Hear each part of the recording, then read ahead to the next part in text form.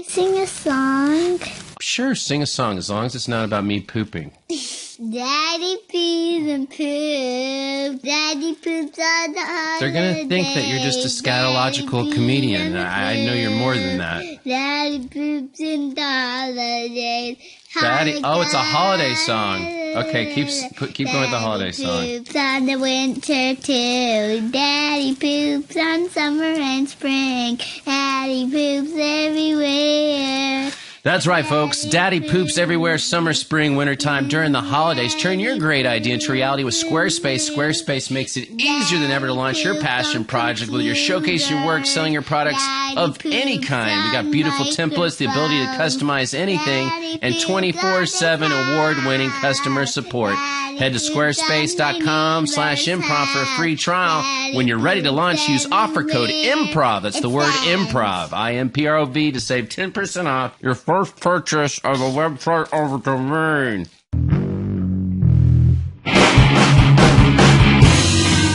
Welcome to Improv for Humans, Best of the Bible. Humans, welcome to Best of the Bible. This is the first Best of show where we've gone through the entire archives, the entire Improv for Humans history.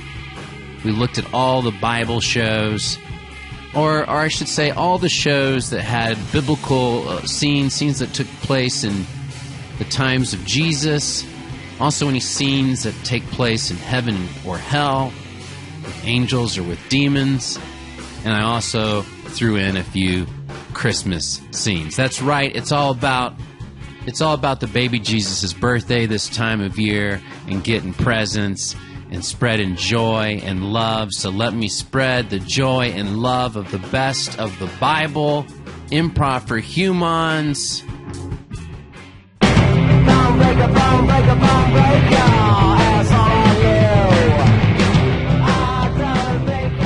Your one-word suggestion from Twitter, featuring Andy Daly, Sean Conroy, and Chad Carter. Hubris? Well, hubris obviously is a Greek word, and from the Greek hubris. Yes. Mm-hmm. And I actually studied Greek when I was in high school. I studied ancient Greek, starting my freshman year of high school, and as you can imagine, that was not the most popular subject. It wasn't something that people were thrilled about. So by my senior year of high school, I was the only student in my Greek class. It was just myself and the Jesuit who taught the class. His name was Father Birmingham.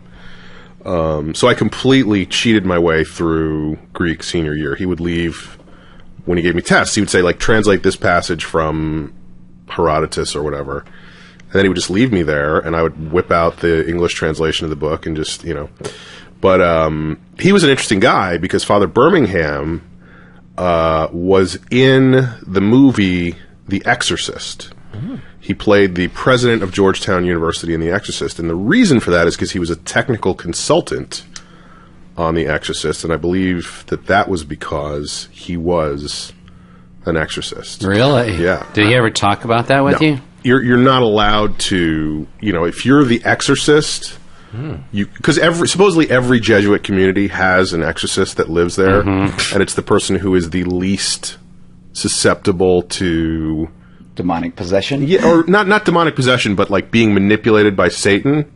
So the most completely different things. the most good person, the person who's led the sort of best life. Whoever's fucked the least kids is what you're beating around the bush. I am beating around the bush, but that's basically it, yeah. And so that was all rumor, but I actually think that was true, that he was probably the exorcist, and that's why they had him as the consultant. But it sounds like when he left the room and left you alone to take your own test, he was being manipulated by the devil. Or at least I was. I'm sorry. Is the father around? You're looking for Father Birmingham? Are you Father Birmingham? I am he. I heard a rumor. Are you an exorcist? Oh, well, where did you hear that? I've been having some problems with my son, frankly, I think he's possessed by a demon. I've been asking around, and your name's come up a few times as someone who could help me. I'm not supposed to discuss things like that unless there is a case of a suspected demonic possession. Then I'm almost positive. Mm-hmm. What are the signs that you're seeing? Well, last weekend, for instance, it was a Friday. Mm-hmm. He's 16. He's in high school. Okay. Dad, I'm not going to be home by midnight, all right? You better be home by midnight. That's ridiculous that you're giving me a curfew. I'm 16 years old. I can stay out as late as I want. So I told him midnight. He didn't get home till 12:45, 12:50. Almost 1 a.m. Mm-hmm. And was he able to burn anything down just by looking at it? What? Oh, I thought that's where the story was going. No, I but see. I'm pretty sure he got into my vodka and replaced some of it with water. Do you know what I'm saying? Stole some alcohol. Yeah, he didn't take the whole bottle, but I think he took about a quarter of the bottle and replaced it with water. That's all I guess, but it's been tasting. I feel like I'm being manipulated. Has he been speaking in any ancient languages that he would not know? You mean cursing? Yes. He said, I heard him say... Hasta la vista, Dad. I'll be back tomorrow. What did you just say? Hasta la vista. What kind of language is that, son? What kind of language in my house is that? Gay? Did you just say gay? Gay? And he kept saying gay, gay, with this questioning look on his face. Was it hasta la vista? Is that the word you're searching for? That he said? I will strike a priest if you were saying that to me. What in the world? Why would you strike me? I guess we're just speaking about what other people say. Yes, I believe those are the curses he said. Does your son, what language does he study in school? Does he take Spanish? Yes, he takes Spanish. Okay. Mm-hmm. Mm-hmm. That's not sure what this has to do with anything. That's not one of the sort of ancient languages I was talking about. Me neither. Okay. Yeah. I understand. I think he was just cursing. And that could only be a devil because I don't curse, so I don't know where he would have learned that except for the dark world. I see. Well, I don't know that this is necessarily a case of demonic possession. Once we feel that we have one of those... So you're not really an exorcist. You don't really feel the Lord can help you in this way. That's not what I'm saying. What I'm saying is that if we proclaim something to be a possession, it sets into effect a chain of... He's definitely possessed. Perhaps I caught him watching... I didn't even want to bring this up. But if it's stronger evidence than we've heard so far, then please do mention it, because... He was watching woman on woman videos. Pornography. Yes. Oh, yeah, that's awesome. Look at that. Oh, what are you looking at? Dad, what are you doing in here? What are you looking at? This is my room. You can't come in here. You tell me right now what this is on the video screen. It's called Dykes on Dykes. What on what? It's from Holland. It was some kind of Holland... Dykes on Dykes? Is that the word you're searching for? Yeah. Ugh. I will strike you, Father, if you keep this... Please, stop threatening to strike me. Speaking Spanish to me. That's not Spanish. Well, I don't know the difference between Spanish and cursing, but it was some kind of dyke on dyke pornography. The only thing that I can recommend in this case, before we really bring the whole weight of the church down to bear on your son... Cutting off his head and filling it with holy wafers? No, I wasn't going to say that. No, I was going to say... Drowning him in holy water? I wasn't going to say that. I think that would be counterproductive. You might just want to tie him to the bed and... Okay, now we're talking. Put a cross on his chest and see if it burns him, and if it doesn't, then let him, just let him be a teen. That would be my advice. Who is it? It's your father's who it is. Oh, really? Yeah. Open the door. Okay, fine. Here. What's up, Dad? I got a big cross for you. Oh, God. Hey. Ow, ow. Oh. Dad, look. Tying your arms down. Oh. Ow, ow. Your resistance is futile. What the hell? And now the cross. Oh, that is freezing cold, Dad. Nope, that's different. If it's cold, that's very different because it's, just a metal object that's probably a lot colder than his body temperature, which we know to be in the high 90s. It sounds like some demonic lie to me. I think it was an obvious lie. Oh. Isn't that exactly what the demons do? They lie? That's their first instinct? I suppose so. But yeah, you didn't see any burn scar in the shape of a cross after you took the cross away. Seems like you're trying to protect something that you might be in legion with. Really, I promise you, I was chosen because I'm coming at you with a cross. Hold you down, resistance. Oh my God! I knew it! I'm sorry to expose myself. I feel awkward, Father Birmingham. We have had a good run together. I understand. Are you leaving my body now? Yes, I must. Your chest was touched by the cross. Yes, it was. It was. Well, bring the demon inside that boy with you, will you please? Have some decency. It is the tiniest demon inside that boy. There are no smaller demons. But take him anyway. What difference does it make to you? I will take all of my brethren. I will take... Demon, tell me this. You also have a demon inside your labradoodle. What? That is why he is terrible with leash. Answer me this, oh demon. What does hasta la vista mean? It is Terminator for see you later. Oh, Terminator language, I knew it. Am I supposed to leave the boy's body now? Yes, our time here is done. But I was having very much fun. It was like being at an amusement park. Tiny demon, we need to train you in the ways of evil. While I was in Father Birmingham, I accomplished great evil things. I would often make the boy forget to tie his shoelaces.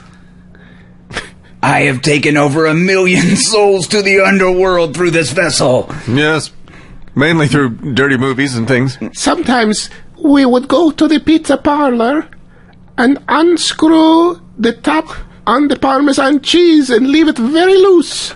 So the next person who goes to put Parmesan cheese on a slice of pizza gets a big stack of Parmesan cheese. Little demon, I'm sorry to do this here in front of people.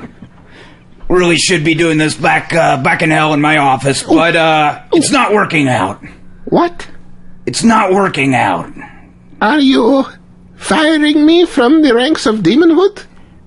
Yeah, you've been in 3 bodies so far, and the most depraved thing you've come up with is hitting all the elevator buttons, which is it's prank level. It's not really demon level. So what made you decide to get into museum curating?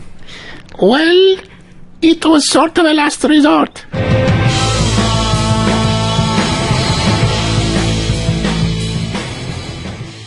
Your one-word suggestion, featuring Brett Gelman, John Glaser, and Joe Wennett. Okay, let's get another one-word suggestion from this audience. Volcano is what I heard. What did they say? What I don't know, we get the word and then it's here. Orgasm.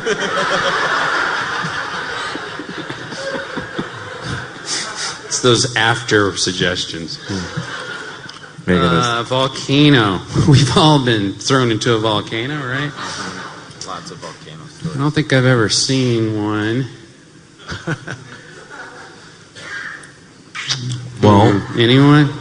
Anything? Hawaii? Volcanoes make me think of Hawaii.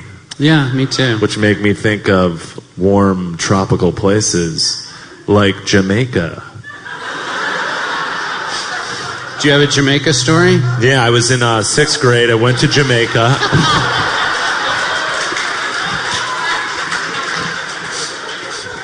I'll give everyone sitting on that Jamaica store and he was just trying to get to it. I'll give every audience member $1,000 if you all get up and walk out.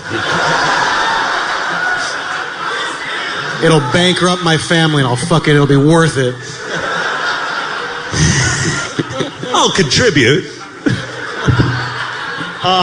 So you're in Jamaica, 6 years old. I'm 6th grade. 6th grade. But yeah, too early to properly enjoy Jamaica. Get what I mean? I don't. Your skin was fair, and you I can't don't. be out in the sun. Yeah, right? exactly. And then we were at this resort, and there was this wood carver there, and his name was Max, and he would carve all these wood sculptures, animals, but there were a lot of Bob Marley sculptures. And I was a fan of Bob Marley. I'm still a fan of Bob Marley. And I was like, oh my God, these Bob Marley sculptures are so cool, man. They're so cool. He's like, yeah, you like those? It was my friend. And he would tell me all these Bob Marley stories about him hanging out with Bob Marley, and I would report back to my parents, and they were fans of they are fans of Bob Marley too. I'd be like, oh my God, he knew Bob Marley. This is so cool. This is so great. And my parents were like, great. That's so great. Yeah. I'm like, yeah, I'm getting his address. I'm going to start to be his pen pal. They're like, great. That's great. Are you giving him our address? Yeah. Okay. Well, we should meet him. I guess he's okay. They met him. I guess he's okay. Yeah. Oh my God, he's the best. But you said he knew Bob Marley? Yeah. Okay. And then he was friends with Bob Marley. At no point did I ever think that he was lying. Ever. It wasn't Bob Marley was dead, long dead, right? Yeah. But that he had been friends with Bob Marley. I see. He was old enough. I don't know. It was just weird that I just believed that. I was old enough to be skeptical of that, but I wasn't, because I just wanted to believe. I had a thing, too. I had a thing with wanting to be friends with dead entertainers who I would never meet. It's a weird kid.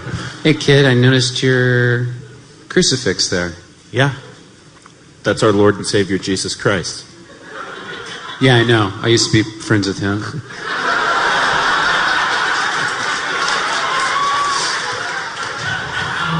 Really? Before he blew up and became, all the big rage. I knew him back in the day. Oh, wow. In Sunday school, they teach us that he lived a very long time ago. Yeah. I'm pretty old. Wow. I'm pretty old. Yeah, you only hear about him as a baby, and then when he's 33. I was hanging out with him when he was 19. We'd bang together. Go banging. Wow, what stuff would you do? Fuck up Roman shit. What? Knock over pillars and shit. And Are you sure it's the same Jesus? Because the Jesus that I know was very compassionate, and he would try to help people. Dude, everybody in their teens and early 20s, he was drinking fucking Mad Dog, and we'd go skinny dipping. He'd walk on top of the water and show off. It's crazy. He could get his dick to float on top of the water. Just his dick? Yeah, I mean... Where are my parents at? Sorry, man. I just happened to be walking by and heard you that last part of your conversation. You have a big dick, Jesus? Did Jesus have a big dick? Yeah. Here's the thing. It's a long story. Yeah. Back in the day, guys used to pubes would run rampant. You'd never trim. Right. These days, I trim. I don't know about you guys. And when you trim, it makes your dick look bigger. You know what I'm saying? But when you got a big bush, it looks like the chipmunks hiding in the forest, right? Yeah, I see that. So it's hard for me to tell. Uh-huh. So I'm going to say average size dick, but thick as a Coke can. So long average size, but girth, I mean... Hey, pros and cons, if he was to fuck his virgin mother... Hey, she would be Bloody Mary. Hey.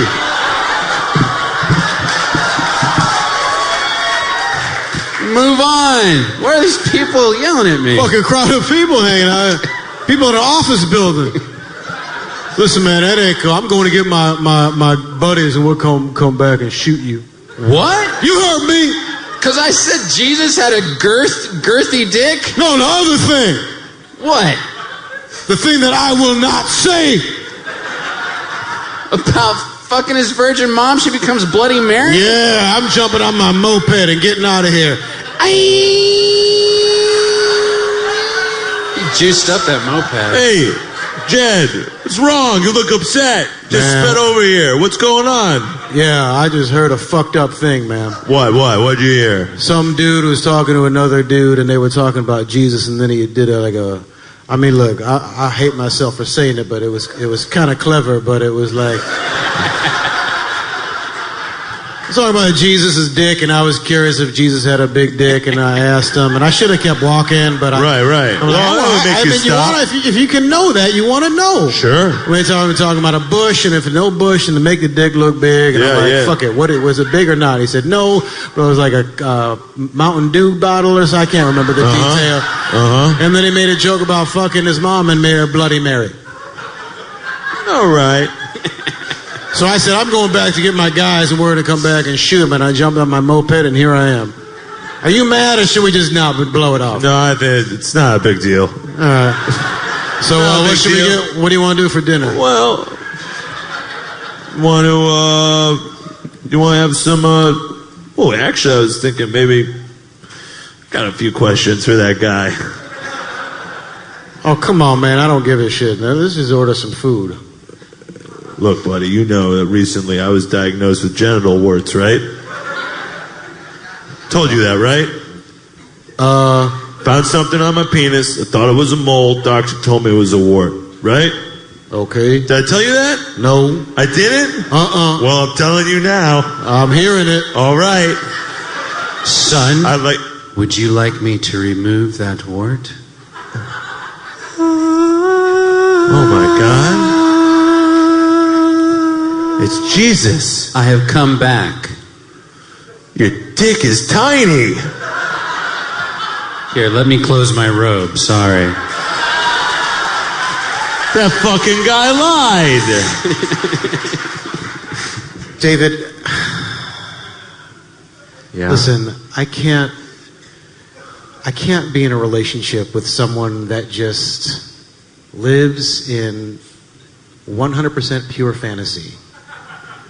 You know, it's like one thing after another where it's, you can't take me to dinner because you don't want to be in an Olive Garden in an elevator. And then you won't finger me because you think I'm a puppet. And now you're telling me that Jesus took a wart off your dick? I can't do this anymore. I can't. You know, if you left the fucking house every once in a while, you'd be able to come with me and see that I'm telling the truth here. So it's my fault. Yeah, it's my fault. Yeah.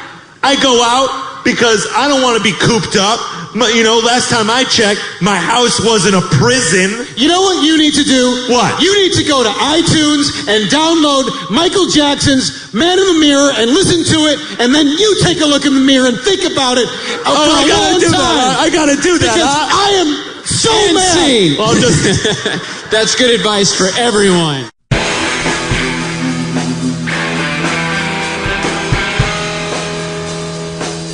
Humans, let's talk about our greatest sponsor, Squarespace.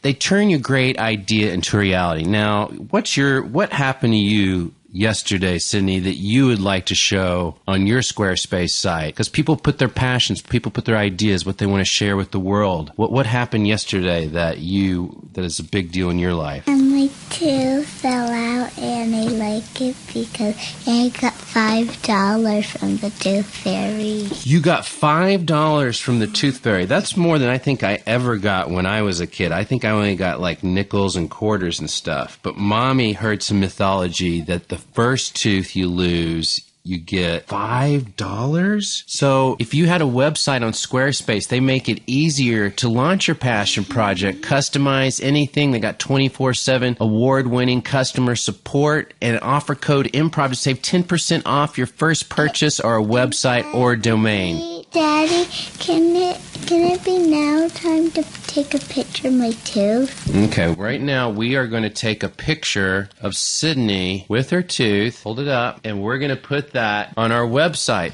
so the world can see your tooth. Now, how big is that tooth? Is it as big as a shark tooth, a camel tooth, a giraffe tooth? How big would you say it is? Big as a as what the microphone hole. It's big as that. It's big as what? The little things in the microphone. It's big as microphone holes. Who would have thought to compare it to microphone holes? So, folks, we might put a photo up on our squares. Bigger. It's bigger than that? It's a little bigger, but I don't know. It's exciting, right? You asked the tooth fairy if you could keep your tooth. So you kept your tooth. The tooth fairy usually keeps them. So you could do all sorts of pictures of your tooth. You could take it to different countries and take a picture with your tooth. What country would you like to take your tooth to?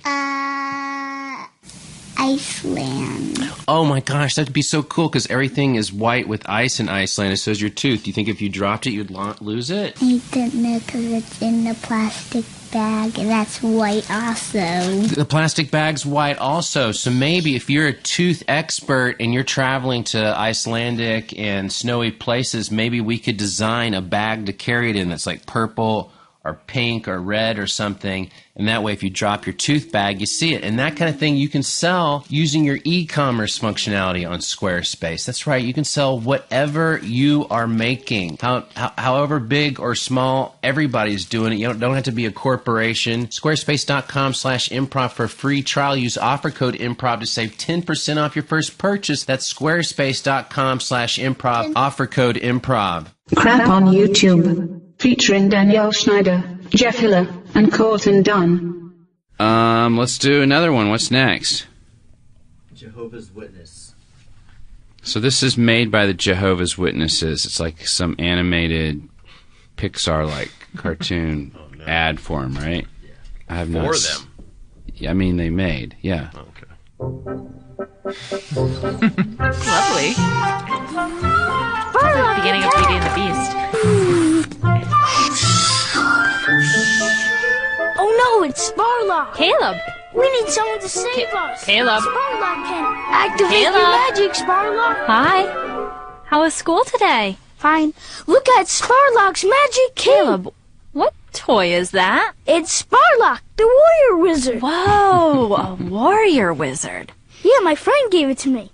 All the kids are going to see the movie. Can I see it too? Oh, your friend gave this to you. You look pretty excited about this. Why don't you come over here and get your snack, okay?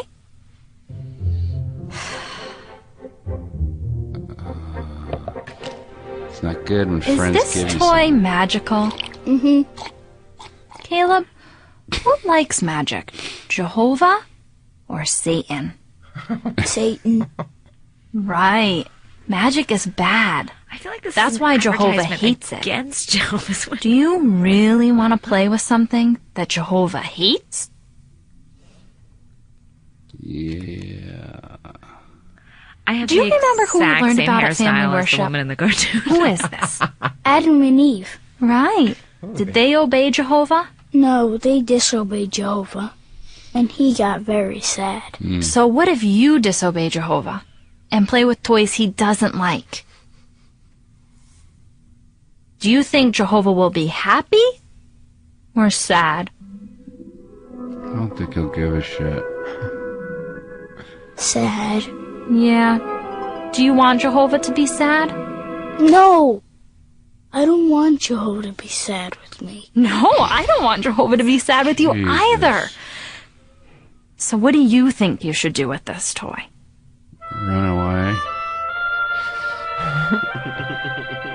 Oh, why not give it back to his friend? Why not burn it? I am so proud of you. belonged to his friend, You made right? Mommy very happy. He threw it in the trash. And you know who else is happy? Jehovah. Yes. Jehovah loves you Jehovah's very really much for petty. obeying him, Caleb. Hey, you know what I want to do? What? I want to go ride bikes. Yay! They're not Let's magic. go. First off, the toy wasn't magic. It was a wizard who it's representing someone who is magic.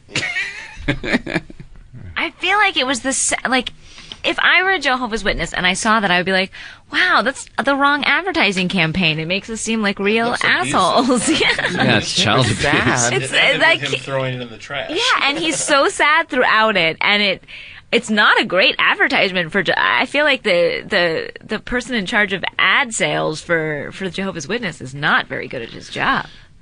Colton is Come here, son. Yeah, what's up? Is that a ball in your hand? Yeah, man. Let's go play some basketball. Don't call me man. Sorry, I'm your Mom. father. Sorry, Dad. Sorry, Dad. The hell is I don't gotten know, into man. you? I just want to go play some basketball. Some what? Basket what? Basketball. Ball? Yeah, ball. What shape is the ball? It's a circle. Colt, son, what shape is it? Round. Circle? Sure. And what shape are you? Well, I'm different shapes. Right. You're not round. Okay. What is round in the world? The world? Right. Are you the world? No. Do you want the world to be mad at you? Dad, do you want me to throw this Just answer that. All I want to know is, do you want the world to be mad at you? No, I don't want the world to be mad at me. What else is round besides the world? Perfectly round. My head. Perfectly round. I don't know. A rock? A pebble? No. Like a pebble in the ocean or in the water? No. No? They're not perfectly round. The sun is perfectly round. The sun. Okay. Yes. The moon. Yep. The planets. Let's stick with the sun for a second. Okay. Do you want the sun to be mad at you? No, here, you can just throw the ball away. No, I want you to understand. That's not where... I don't know. I want you to do what you want to do. Colton. Yeah? Are you about to eat that hamburger? Yeah, of course I'm going to eat this hamburger. Sweetie, you know, a hamburger? You see the shape of a hamburger? Come on, Mom. Yeah. It's like... It's round with sort of a ring on it. If you look at it from that direction, sure. What else is like that?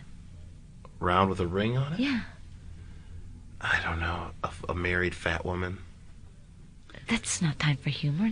I It's don't Saturn. know, Mom. Do you want me to... Saturn, son, I heard... Do you want me you just... talking back to your mom? I'm... You back talking to I'm us? going to eat... Guys, I'll throw it away. No, don't throw it away. Don't throw it away. I'm going to eat it to take the sacrifice. Because I don't want you to have this. I don't want you... Stop eating my burger. You could have easily mashed that burger into the shape of a human, but you had to be a smartass and try to eat something that is round like the world and the sun and the moon. Nobody else lives like this. I can't do anything. Outside of school, all of my stuff looks ridiculous. You made me cut all of my books into the shape of humans.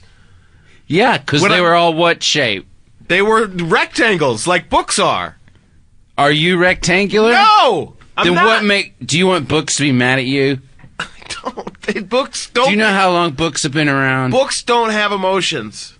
They have words and they have stories. Stories larger than any of us. But I can't read the stories because they weren't printed on things that were the shape of people. Please, it doesn't matter the shape of the book. It's the words inside. At least understand that message if you understand nothing else. You can't judge a book by its cover because the book isn't shaped like a human. That's the oldest saying in the world. I'm sorry. That's such a long saying. Crap on YouTube, featuring Sean Conroy, Eugene Cordero, and Will McLaughlin. Want to do another one, Brett? What do we got? Sure, we got, let's see, Glenn Danzig on the topic of books. Oh, wow. Saving home library. Glenn Danzig. I saw him at Bonnaroo, too. He got in a fight in the very first What, is that Glenn song. or Dan? He's so short. Like, he's so big, but he's, like, so small. Is he really 5 feet? Something like that, yeah. He's tiny. He loves the written word. And he's ready to fight everyone in the crowd. Who was he fighting? What was he fighting him with? Apparently, my book collection. Apparently, some guy It's just part of my book collection. took a photo of him, and I guess he fucking freaks out when journalists take photos. Oh, jeez. He controls his image. All right, but anyway, here's the lead singer Danzig explaining books. Got all kinds of stuff here. No shirt, The Well by the by way. Monica No shirt. Summers. Yep. This is great. And wrist cuffs. There's lots of great werewolf stories in here, all documented, all true. And there's one in particular that's great where they're looking for this guy who's accused of being a werewolf, and he comes out of this clearing shaking a baby in his mouth. That's pretty cool. It's pretty cool. The kind of stuff I like to read. Let's see. Here we go. Pretty cool. Yeah. The Cult Roots of Nazism. Every school child should have this book. God. Could learn a lot from this one.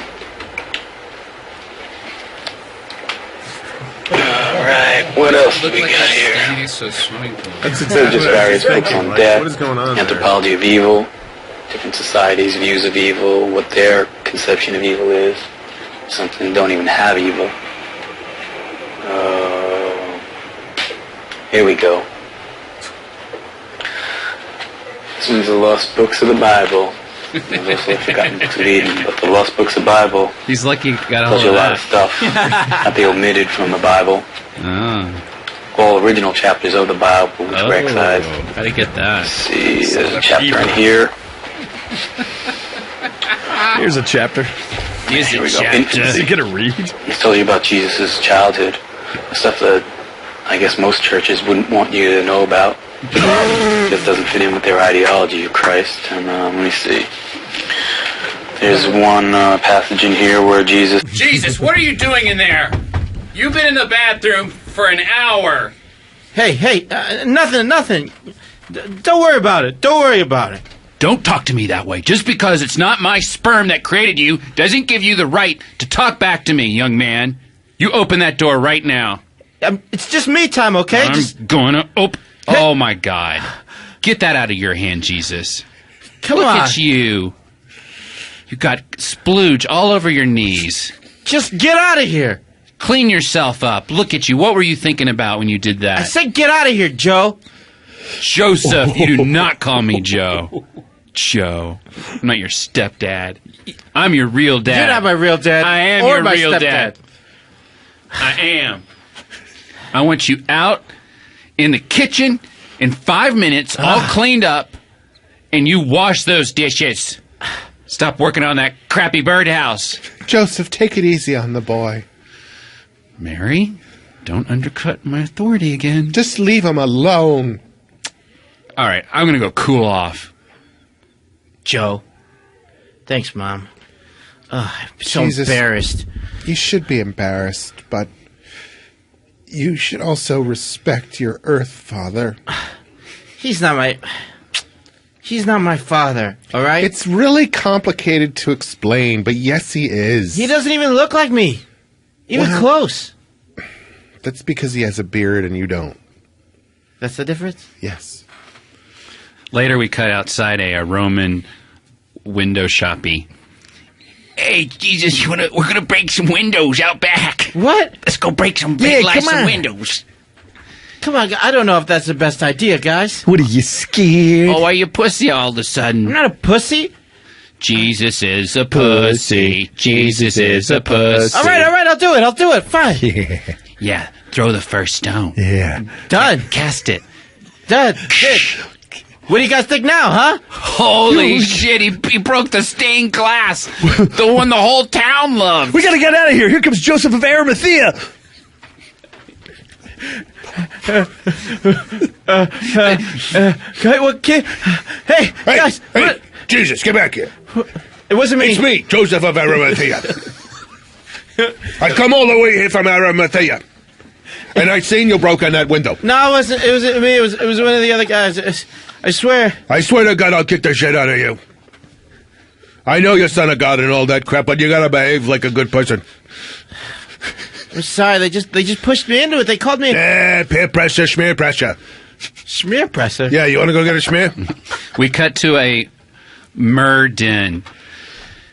Jesus, you here with us? You want to smoke a little myrrh? I don't know if I'm supposed to be. Everybody's doing it. I just got in trouble by It's Joseph. really mellow. Joseph, your dad, or No. Arimathea? Arimathea. That guy's an asshole. Stay in Arimathea already. Jesus, I didn't know where you were. I found you here in this murder. I'm surprised you're here. Oh, shit. Listen, I'm going to tell you something. Here's what I'm going to tell you. I am going to go back to Arimathea, okay? I'll see you later. Going back to Arimathea. All right. Bye. Later, yo. He needs to smoke a little myrrh, man. He is so not chill. Dudes, have you ever really looked at a catacomb? I mean, like, really looked at it? Yeah. There's some fucked up shit in these catacombs, man. What does it feel like? What does it feel like to be like? Here, just take one. Just have some hit. myrrh, man. All right, don't tell Joe about it, okay? Would you like me to light that for you? I'm a Samaritan. Can I light this for you? Yeah, sure. I like to go around and help people with things. You seem like a good guy. Here you are. Yes, I'm a good Samaritan. Yeah, take it and hold it. Yeah, hold it. Yeah, you gotta hold it. Yeah. Hold it until you feel like you can't. Samaritan, squeeze his chest as he breathes in. Yeah, there you go. Don't exhale yet. Squeeze his chest, Samaritan. I'll do what you tell me. I'm a good guy. Yeah. And now exhale. There you go. Good job. Okay, now take another hit. Okay, already? Yeah, I'm going to put this leather belt around your neck. What? Throw it over this dowel. Jesus. Oh, my dad's here, y'all. Joseph? No. Oh, shit. That dad. Oh, shit, get out of here. Jesus. Hey. What the fuck? I'm just hanging out. I'm just hanging out with a couple of dudes. You are being very irresponsible. If you keep behaving this way, I am going to take away the keys to the donkey cart. What? You'll have to walk everywhere. Oh, come on. I just started learning how to drive that donkey cart. Yes, exactly. Come on. Everybody else is going to be thinking I'm so cool if I can pick everybody up at the donkey cart. You have a lot of responsibility, okay? You're here to save humanity. I don't need you smoking myrrh and choking yourself. Later that night, it's Friday at midnight. The donkey cart is cruising down the road with myrrh wafting out of the back of it. It's way overloaded with every cool apostle in town. Peter! Look at it! Damascus! Fuck yeah! Faster, Jesus, faster! Yeah, we're rocking! Oh, wait, hang on. There's a scroll box coming up. I'm going to knock it off. I'm going to knock the scroll box. Hey, you got any more merman? Oh, shit. Cop donkey. Cop donkey. What? Cop donkey. Rip. Come on, waft the smell away, guys. Waft the smell away. Dude, it's the toucans going off. You gotta pull over. Be cool, guys. Be cool. You be cool. Just the myrrh. And get your Nazarene donkey license. That's Jesus, man. You better be cool to him. I know who it is. Hey, officer. You watch your mouth. Here you go. Here's my donkey license. I just officially got it earlier. You know why I pulled you over? 'Cause you just wanted to say hi? Well, get smart with me, boy. I will crucify you. And don't think I won't. All right. Yeah, we were just having fun. It's Friday night. I'm just having fun with my friends. Just walk the line, man. He's gonna make you walk the line. You can fucking walk it. We Get saw out what you here. did We're on gonna do water. You can fucking walk the line. Okay. Field sobriety test here. I sent a runner into headquarters, making sure they know exactly what's going on. Good. You think you can just come up here, Nazareth, and do whatever the fuck you want? You still in the Roman Empire, boy. This here county belongs to Caesar.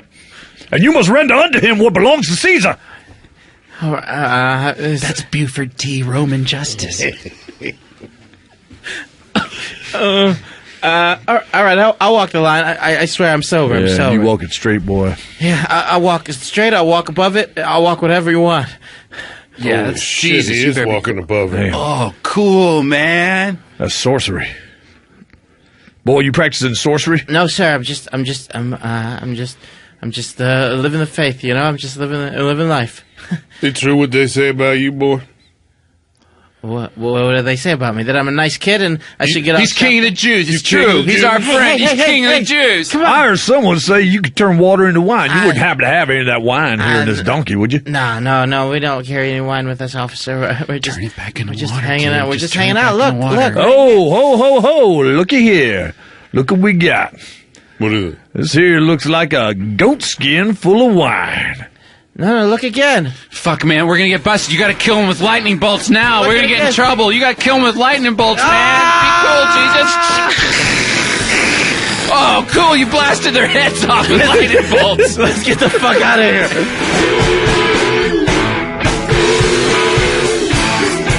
improv4humans. This holiday season, Earwolf wants to spread some cheer. What do you say during the holidays, Sydney? Merry Christmas. Cheerwolf, if you will. We got special episodes all over the network just for you. Andrew T, Tani, Kulop. They're talking about holiday racism. And, is this racist? On Unspooled, they take a deep dive into AFI's favorite Christmas movie, It's a Wonderful Life. Off Book has not one, not two, but three holiday-themed musicals for you to indulge in. Surprise, a special holiday episode with special guests. That's Lauren Lapkus' show, and they're out from behind the paywall, apparently. Check out a very special Improv for Humans. That's me, the Best of the Bible episode on RU Talking REM. Scott talks about everything REM. Adam Pally is on Sean and Hayes' show. Yeah.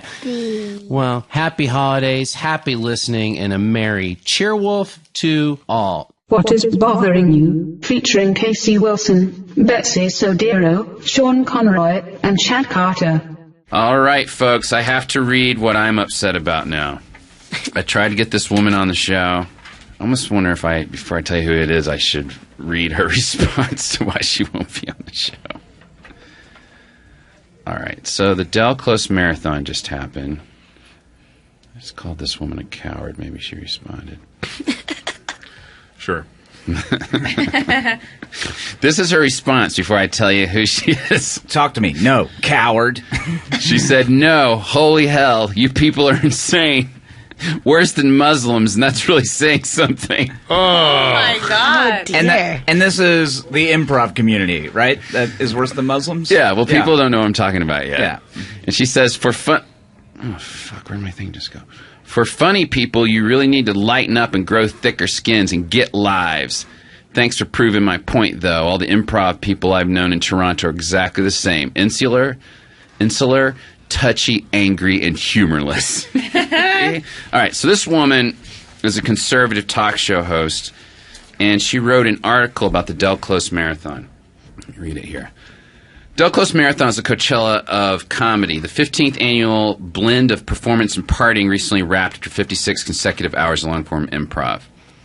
The marathon concluded with Louis C.K., Amy Poehler, and the ASCAT cast sitting cross-legged watching a never-aired broadcast monologues from the festival's namesake, the man we have so much to thank for in the landscape of modern entertainment.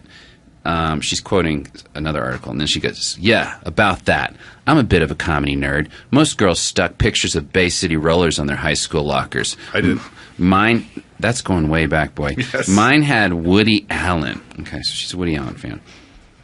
"But I've always hated improv. If you've ever squirmed in your seat thinking, man, there's nothing more painful to sit through than a bad stand-up comic, then you've clearly never endured an even worse improv show. Which multiplies that raw, naked awfulness. Bad jokes, missed cues, drunk patrons." That never happens in stand-up. Yeah. Also, where are these cues in improv? Yeah, there are none. By at least 3, depending on the number of performers. There's a conformist cultishness about improv, though that's far more troubling than anything you'll see on stage. Close is still revered as a demigod by many comedians who slavishly recite his rules like a bunch of Manson girls. From the 60s till his death in 99, Close taught improv at Second City, that's not true, and worked behind the scenes at Saturday Night Live from its inception. Is she just... Making shit up. Making shit up. He consulted on Saturday Night Live for, I think, 1 season. Mm-hmm. Was it the first season? I don't remember. I think it was, actually, but not much after that. In other words, most American comedians you've seen in TV since Nixon administration either studied under Close or one of his disciples. What most of the famous folk... This is the best part. What most of these famous folks brush past while dutifully praising and quoting the guy on WTF, I guess that means Marin Show, or at events like the Marathon, is that Del Close was a self-described warlock who cast spells on stage. Warlock. In the definitive biography of Close, one student complains the Second City producer that Dell is invoking the devil in class. His creepy invocations remain legendary in the improv community and are featured in his classic textbook. In one exercise, students invoke a god that they create themselves from their own group vision, in quotes, usually an object they're supposed to worship, also in quotes. So yeah, Del Close was a really weird guy, possibly quite sick, certainly a chronic druggie, until he claimed a coven of Toronto witches cured his heroin addiction. It's no wonder John Belushi became Close's beloved disciple, which worked out awesome, of course, until one of the two biopics in the works gets greenlit or gets wider release. The closest we poor, uninitiated non-Gnostics can get to watching the master at work is the scene below from Wired. Okay, then they show a scene. Next time you buy a movie ticket or watch any TV sitcom, bear in mind half the people up there on screen revere the man as their guiding light. Then wonder, or not, why Hollywood can be such a sick place. Oh my God. Awesome. Oh my God. I love the invocation thing. Yeah, for people who don't know, are non-improvisers, fans of the show, the invocation is a group opening that we do to exalt an object to God status and serve it and bring about the end It is of that, days. but it's also super silly and super Yeah. fun. Like it's right. Yeah, it's I've like done- what's important about a stapler. Right. It's just like a fun mental exercise. imposing qualities on Yeah. it that are real. It helps but making it super offices important. organize things. Right, to think that does this woman really believe that there's a bunch of That we're people all- sitting around worshiping a stapler, or does she? Is this just her MO of just invoking people? Trolling stuff. Yeah. It might be. I feel it's probably that, right? But she Or actually, could be. she had to do some reading to find out about all this stuff. So that's Yeah. the most disturbing She's a thing. comedy nerd. Woody Allen. As someone pointed out, Woody Allen, the guy who married his daughter. stepdaughter. Yeah. And then a few Del Close people. Oh, I should have said this woman's name. I love how she shits all over improv. Yeah. And then says, basically, I guess that we're all like cult members who believe in witchcraft. Yeah. Or worse than Muslims. Worse than Muslims. How can someone say something like that? Yeah, Ugh. worse than Muslims just assumes that Muslims are bad. Like, Right, that's just as a like a people. neat Well, thing. worse than Muslims, and that's really saying something. Isn't that what she said? Yes. And also, like, implicit in that is that improvisers have made a deal with the devil, an occult arrangement to trade their souls to do shitty improv shows. To suck at with something. miscues. Yeah. It seems like a badly negotiated deal. I can make you awesome at guitar, the best guitar player ever. Nah, I kind of want to do like a midnight improv show for like 4 people. So you can make me the best guitar player ever. Yes, this is what I offer you. Okay, better than Jimi Hendrix. Because he's considered the best, I'd guess. Jimi Hendrix, I had a deal with him. I knew it. So now but isn't that going to fuck up your deal with him? No. Because now I'm going to be the best ever. No, the deal is to be the best guitarist alive. I didn't say that. I said best ever. See? This is why I wanted to make Okay, sure we're... all right, I can work with you He on always this. I tries can to work with trick you. people. He always tries to trick people. Who are you? I drove you here in the zip car. Oh, yeah, sorry. Why doesn't your friend wait in the car? This guy, I he got didn't tired even of know who waiting. I was. Okay. Wait, you didn't know who I was. Okay, how about this? I'm John Mayer. I don't have to know who you are. For your soul and your friend's soul, I will make he's you not the my best. friend. Okay, for your soul We're and friends. his soul, I will make you the best guitarist of all time. Of all time. All time. So that means if there are any other guitarists after me that come to you and want to make this deal, you can't make an all-time deal. The best 7-string guitarist of all time. Hold on, you try to slip that in. What? I don't. 7 strings. You play a 7-string guitar, right? Don't try to glamour me. No. Okay, it's you 6 don't? strings What kind like of everybody. What kind of guitar do you play? 6, classic 6. What kind? What kind of guitar? Gibson. What do you mean, Gibson. what kind? Which, like, An SC12. Gibson SC12. Best Gibson SC12 player of all time. No. Of all time. That'll be off the market in a couple of years. See? Forget it. No soul. I'm No, just going come to on. practice. Okay. I'll do it. You'll do it? Yes. What's your name? Kyle. He's just some asshole. I'm John Some Mayer. asshole. I drove you here in a zip car. Anyone can drive me. I should have driven myself. Kyle, do you want to be the best guitarist? I want to be the best whatever. Just finish the sentence. I'll with do a it. zip car account? Yes. Be the best zip car driver. No, best guitar player with a zip car account. I will make that deal with you. Best You zip already car. are. For your Probably. soul, there will always be a zip car when you go to the spot. That sounds... Well, that's kind of the zip car thing. Yes, but sometimes I'm not that familiar, but sometimes there are probably all the cars Hey, are out, I don't right? like that I invoked you here. I came in the crossroads. This Yes. was a pain in the ass. Crossroads. I Yes. found a witch's hair, which was very difficult. Yes. And now can I gets tell to you make something? The request? witch's hair is not even necessary. Are you That's kidding it. me? Yeah, I it's had to not. go to New Orleans for that. Yeah. How about best zip car driver with a 7-string Gibson LC12 guitarist? Dude, you are that. You don't need I him. don't play the 7-string. No one does. You I just don't are. think Gibson makes an LC12 7-string. I'm saying you could set that up. Okay, yeah, I could change reality. Yeah. Yeah. I can do that. Dude, just go invent yourself a dumb 7-string guitar. What would you do with the extra string? I'd play with my pinky. That's not the point. Finger picking. This guy doesn't get capos. Look, I want to make a deal. You called Yes, me here. I called you here, not Crossroads. Zip Driver. Kyle. Kyle Zip Driver. I want to... I need some souls. I got some skills. Let's talk. Okay, best singer ever. Let's forget the guitar. Okay. Best singer. Best singer ever. Ever. Best singer.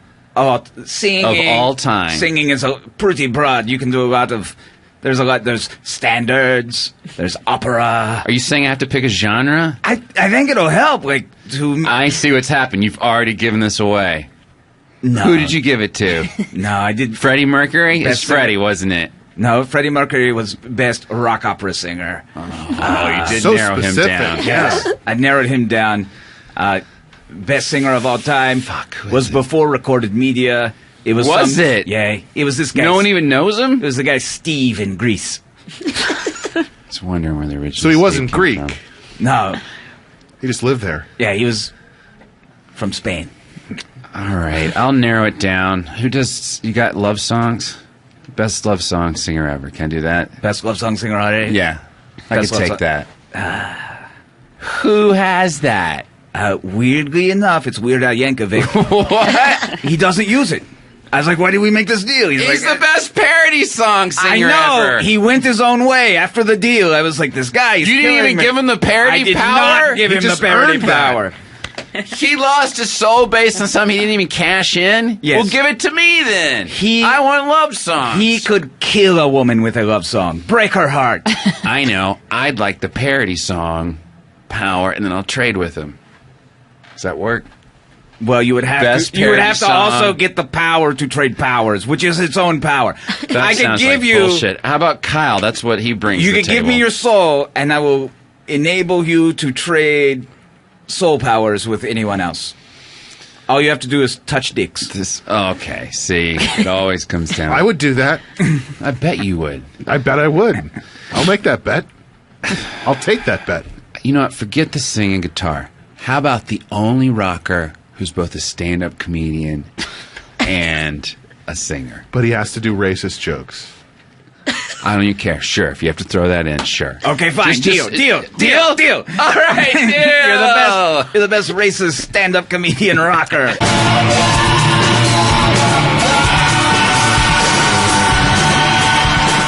Humans, it's the holiday season, which means it's time to plug. That's right. I have a new t-shirt, the Keep Being Human t-shirt. Check that out on mattbesser.com. Also on mattbesser.com, a link to the UCB Improv Comedy Manual for the comedian in your life. Also for the comedian in your life. You know, we have gift cards. Sign them up for class. Yeah, your loved one, your close loved one, you can buy them that first level class, that intensive in New York or Los Angeles. And we're also doing discounts for the holidays. That's right. Go to the UCB shop or the UCB school to look into discounts on merch and on classes.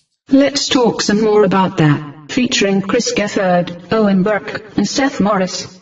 There was I don't know if anyone will remember this, but in the 70s, there was a Raggedy Ann and Andy cartoon that was the most tripped out thing. And there was a camel that was like suicidal. And it was a suicidal camel. It was like, nobody loves me, I'm all alone. And almost jumped off a cliff, and they had to save this animal from killing himself. Have you watched the Charlie Brown Christmas special as an adult? Remind me. Holy shit. This guy just tries to pick out a tree for the play. They stick him with the job. Everybody's got presents to buy and busy lives, and they're like, Charlie Brown, you buy it. And then he buys the tree. Does anybody remember this? He brings back the tree, and there's a scene where all the other kids are like, Charlie Brown, you're a dumb idiot. Because it's a shitty tree? Idiot. This is such a shitty tree, you idiot. Like, if they could have, I feel like if they could have just had those kids being like, you fucking dumb Charlie Brown, like they would have done it. It was so cruel. They were all bullies. Christmas specials. That's like Rudolph too. It's like, fuck you, Rudolph, and your red nose. Get the fuck out of here. Oh, he can help us? You're our best friend now. Oh, we're sorry. get now something that you're from you? helpful. Yeah. We cut to the reindeer. Before we go out this year, Donner representing. Rudolph, you helped us out last year.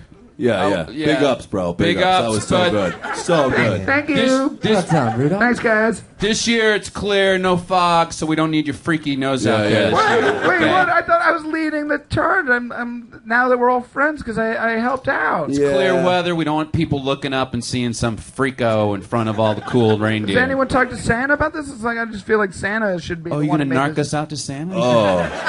No, Here but it comes I mean- now. Here it comes now. Should be cool. Hi, Santa. Hi, Santa. What's up, my man? Hello. Hi, Santa.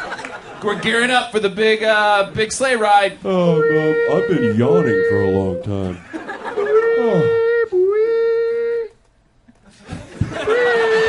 Hey, Hi, Santa. put a rest on your nose, Rudolph. It's just, was it shining? I didn't even realize. Oh, sorry. Yeah. Oh. Anyway, guys. So, Santa, we were just talking about, who's How the gonna fly? weather's good this year. Maybe Yeah. we don't need- I think we're cool, Rudolph. Thanks so much. We're good. Cool for what? See, Like we're cool good. for me to fly? No. I totally appreciate what you did last year. It's just that you know what it is. I think with the brand, people get confused about.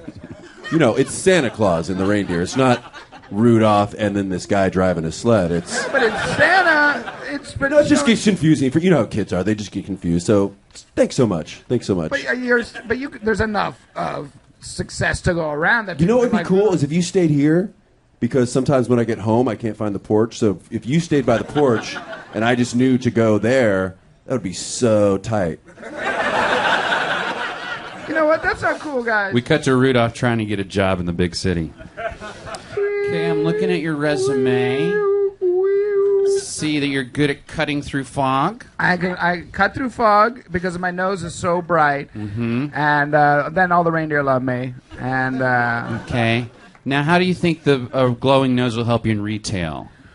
well, I just think that I can shine a light on all the great products you have here in the store, and I'm great with people, and I'm good with branding. It's like You're not going to work here. We cut to another job interview. Sorry that didn't work out, but if you get along with mules, I might have a place here for you. I've never driven a ferry before. You don't need to. You just need to stand on the front of it so that the other barges don't hit us. Okay, I'll do it. Thank you for having me. Okay. I really appreciate it. Cool. That job didn't work out either.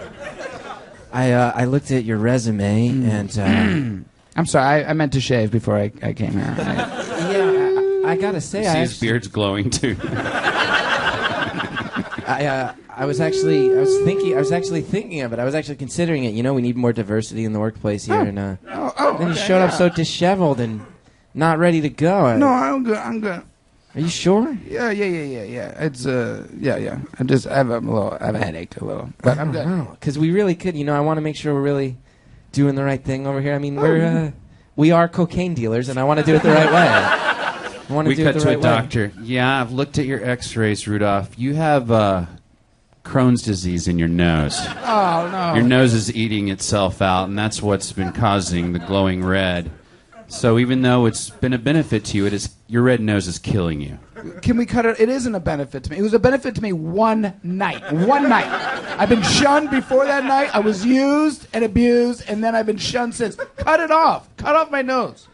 Yeah, we might have a place for you here at the whorehouse, but you're probably not going to like it. I'll take anything. You're going to be a human beanbag. Well, not human. You're going to be a living beanbag. That people take off their pants and sit on me? Yeah, for the football room. I tell you, a reindeer with no nose, I could use a sidekick. I'm Steve Batman.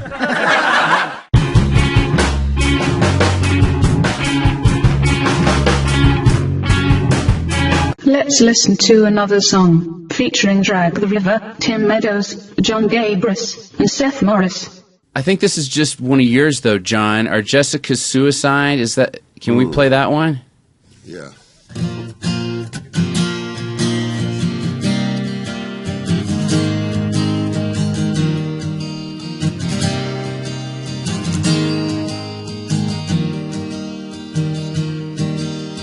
Jessica's suicide takes me on a ride. Just a crazy one-armed man. Strange world, dead girl, died still, so you say it. Well, how much death can one man stand? Well, how much death can one man stand? Jessica's suicide, well, she never even hardly tried, no, but I gave in to her demands. Death threats, regrets, go ahead, I've heard all you said. Bitter always becomes blame. So scared to characterize, I've always loved your cold eyes. Now I fully realize just can't take steady surprise. This time she'll do it. Too late, my bus is leaving. Oh, I don't care what you have planned.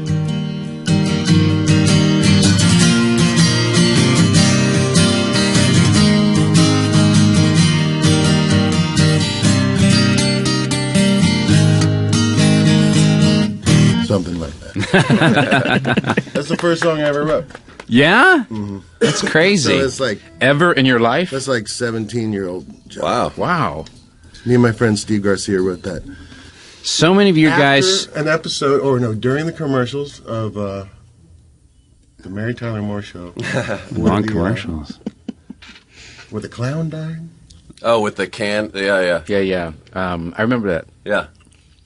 That scene, that episode got the longest like laugh. In church, but it's like real laughing. Yeah. Caught on tape. I forgot the joke. Oh, something about an elephant with a peanut. Hey, I looked it up. Yeah. And what happened was, Chuckle's death was, the clown was dressed as a peanut and shelled by a rogue elephant. It also doesn't hurt that true premise, the episode only gradually reveals itself. I'm sorry. But that was the joke. That's what happened to him. And she's trying to keep a straight face. Yes. The eulogy. And as she was describing Yeah, I even got a video for it. It's the whole like laughing in church idea. Yeah. Yeah. I don't know if we can play it on there. Laughing in church makes me think of I got in huge. My mom made us go to church every Sunday after Taekwondo, and also that's like the most Long Island 13-year-old sentence ever. We'd go to church after Taekwondo in a dude's garage, and then Wait, the church? Oh, the church was, or the Taekwondo? Taekwondo is in a guy's garage, and my dad also went to the adult class afterwards while my mom took us to the church. But on Easter Sunday, my dad was at work and my mom took us to church, and I'm one of 3 boys. My youngest brother farted like during mass, and we could not stop laughing. It was like those things where you're like holding your face as still as possible and tears are just like pouring out. We're all just like vibrating in our chairs, and a woman comes over and taps my mom on the shoulder, and she's like, "Could you take these boys out of here, please?" And it was Easter Sunday. My mom takes us out, and she is like, my mom is the sweetest woman. She's like, we pull the wool over her eyes about everything. And she was just the ride home. We were like, "We're sorry, aren't we cute?" And she was just like completely disappointed. Like, she didn't talk to us the whole ride. My dad came home from work at like midnight, woke us all up, and we were just like berated. And we were like, our argument was like, "But Jason farted." He's like, "I don't give a fuck." You know, we're like, "You understand, but you're not supposed to laugh at church, but he's farting, so we have to laugh." It's like, you embarrassed your mother at church. Yeah. Peter, may I speak to you for a second? Yes. You were laughing when Jesus was giving his sermon today on the Mount. Yes. Was it because Matthew farted? Well, I just thought it was funny, the stuff you were reading about Jesus on the Mount.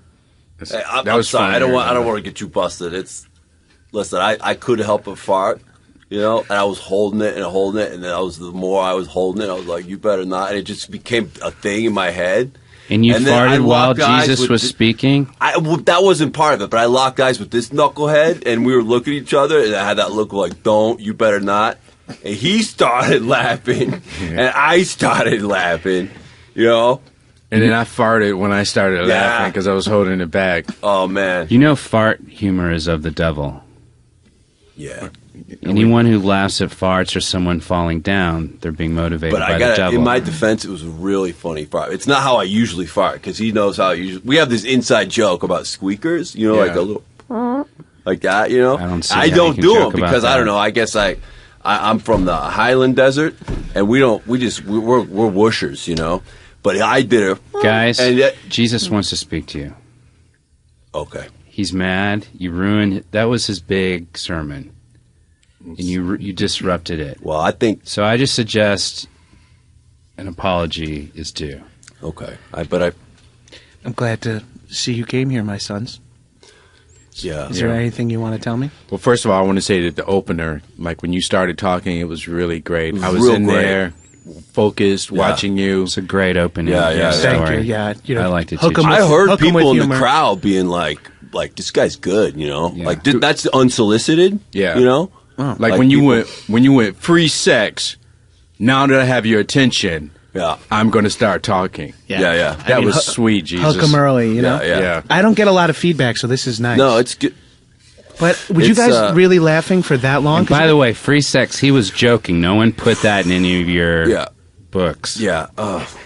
We won't record that. Yeah. It's off the record. Leave that. That was just for the in the room, you know? That's like everyone... in the Mount. Yeah. Are you okay? Yeah, no, You better not fucking look at me, dude. Guys. God. A flapper? I couldn't. A flapper, but you're from the Highland Desert. I'm from Jericho.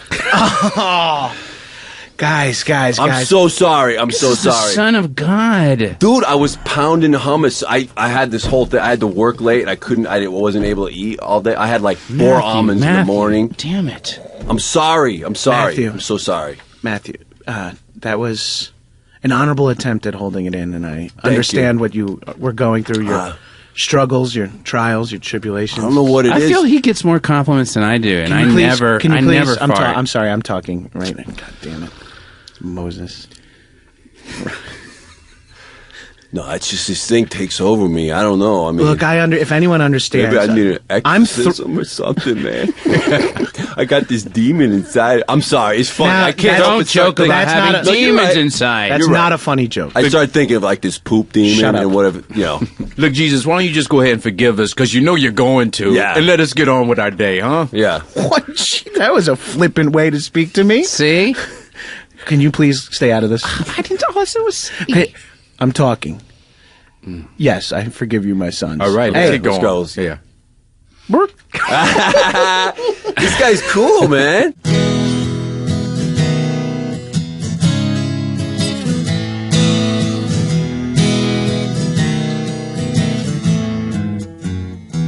Humans, this Sunday, December 23rd at the Franklin UCB Theater in Hollywood, California. We are doing a special Improv for Humans high holiday special. That's right, a very, very high holiday special, 420.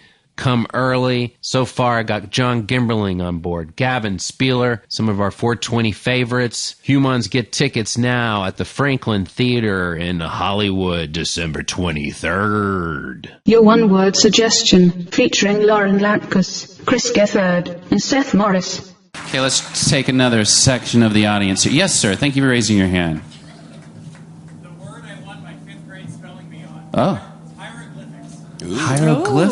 Hieroglyphics. Can you still spell it? Absolutely. Let me try. H-E? No. Oh, it's H-I? H-I-E-R-O-G-L-Y?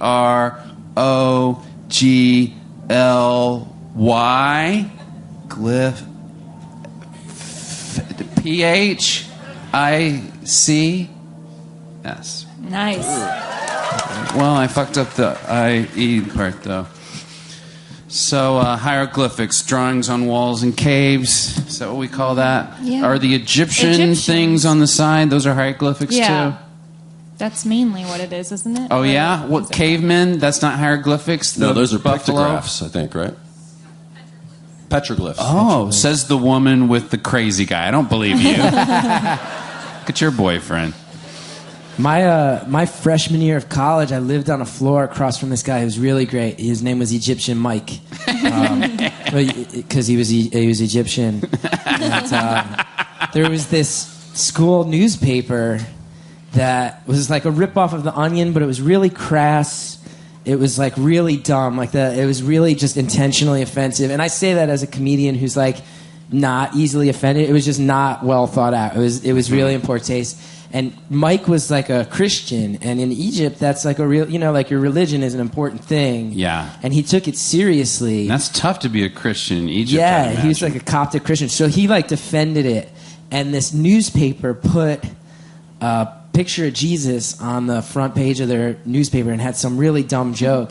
And he foolishly wrote them this letter to the editor and was like, basically, that was fucked up. You shouldn't have done that. And then they wrote in their next issue, like, hey, and he signed it Egyptian Mike. And they were like, cool, Egyptian Mike. Like, your fucking God doesn't matter to us. And like, went nuts on him. Like, the most offensive, just like, your God's a piece of shit. Like, actively trying to antagonize him. And I was both sort of scared by this and gave him a lot of credit because him and his brother drove to the next meeting of the newspaper. And it was all these, like, nerdy little shitheads, and he just like walked in, and him and his jacked Egyptian brother walked in, and they were like, who are you? And he was like, Egyptian Mike, and they were like, fuck. Fuck. And they didn't beat any of the kids up because the kids immediately are like, we're gonna call the police. But his brother was like a bodybuilder Egyptian guy, and they had this table with all these snacks on it, but like nerds, you know what I mean, like Hot Pockets and shit.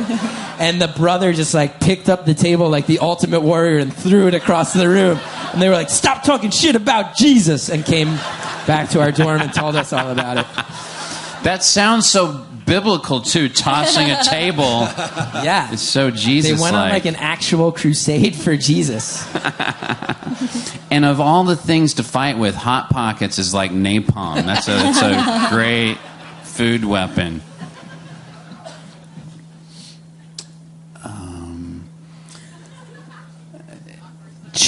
Jesus, there's a new well, I shouldn't call him an apostle because that's up to you. But there's this guy, Egyptian Mike, out there that wants to jump on board. Okay, well, if we invite him in, first of all, let's just break down all the tables that are in here. Before he comes in, this guy, this guy. He's a nice kid. His heart's in the right place, but he's going to throw tables. If he sees a table, he's going to throw it. But you threw all the tables in the temple. Is That's that why exactly he's doing right. it? I throw the fucking tables. I do. That's my thing. So it's cool to let him in? Yeah. That's cool. Okay. Luke, Matthew, let him in. All right, cool. What's up? Hey, Egyptian Mike, how's it going, man? It's good, man. Been defending you since day one. Let's chill, dog. Cool. I wanted to talk to you about that, actually. Yeah, man, I'm ready to chill, man. I feel like I earned my stripes. Let's do it. Hey, ease up, man. Do you mind putting your shirt back on? Yeah, please. What? Put the shirt back on? Okay. I mean, you made these pecs. You sculpted me like this.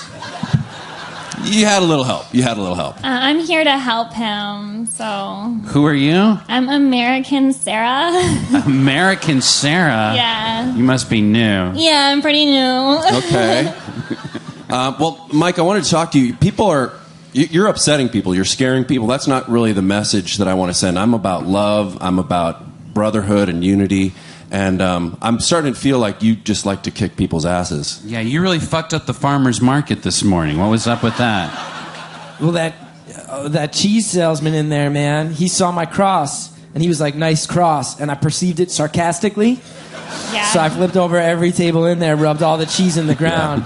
Yeah. I told him, I will not only ruin this cheese, I will find the cows and goats that produced it, and I will slaughter them in the name of our Lord. Oh, you don't want to do that. No. Yes, I will do that for you, Jesus. He did it. I will do that for you, Can I tell you something about Jesus? that guy? That guy's very devout.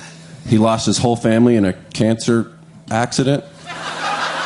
They got hit by a truck carrying cancer antidote. He's been very devout. They shouldn't be for driving years. that stuff around. They shouldn't be. But how else are you going to get it around? But anyway, that was your bad. I got to say that was your bad. No, he was a total dick, I can tell you. He was so rude. What's your name again? American Sarah. Sarah? Yeah, man. So did you perceive this the same way? Yeah, he was so rude. He was like just staring at us like, what do you guys even want? We're like, what the fuck, dude? Hey, do you guys mind if I walk on my treadmill desk while we talk? Mm-hmm. Okay, man. Sorry, this thing is amazing. Like, it doesn't even look like this would do anything, but after 8 hours, I walk like 7 miles. I've lost 40 pounds. I like it, bro. It only leaves one set of footprints, bro. Nice one, Egyptian Mike. Good, Egyptian Mike. He does that joke awesome. every time I see him. Thank you. Every time I see What's him. that? He does that joke every time I see him. Yeah. Listen, Jesus, I don't want to like step on your message of love and peace and all those things you said. I'm sorry, I just get really worked up in the name of my Lord, you know? Also, gotta wonder, do you talk to like every single person who steps on your message of peace and love like this? Because that would have to take up like Okay, you're taking so your much shirt of your off time. again. Yeah, my shirt's off, man. Okay. Because I got something to say. Someone set up a table right now. That shit'll get flipped.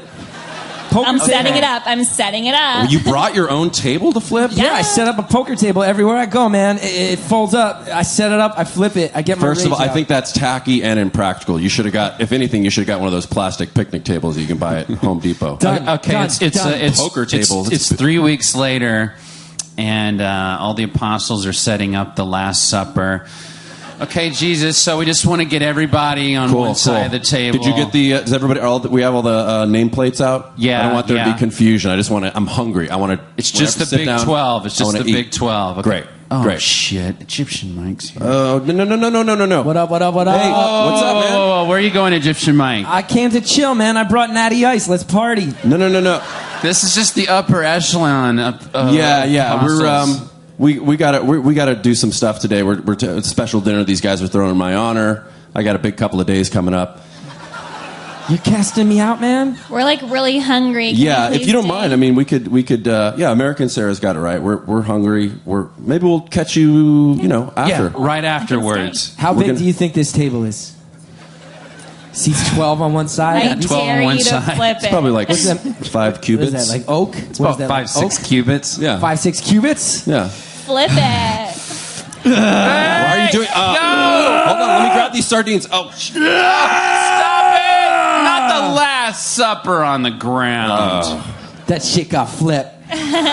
And scene, Egyptian Mike.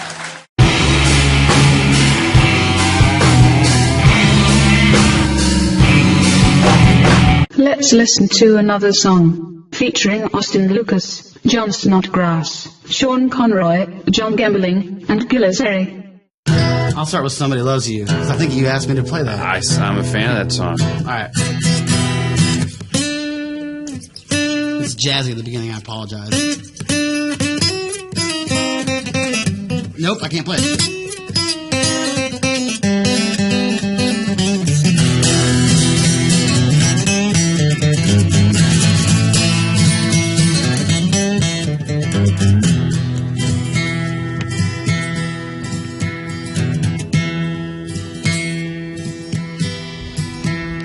Easy there, old man, I'll drop you where you stand.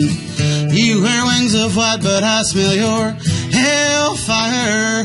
I know who you are, a racist and a coward. All you got to show for life is dust. You lay roses on the ground and turn lies to common wisdom.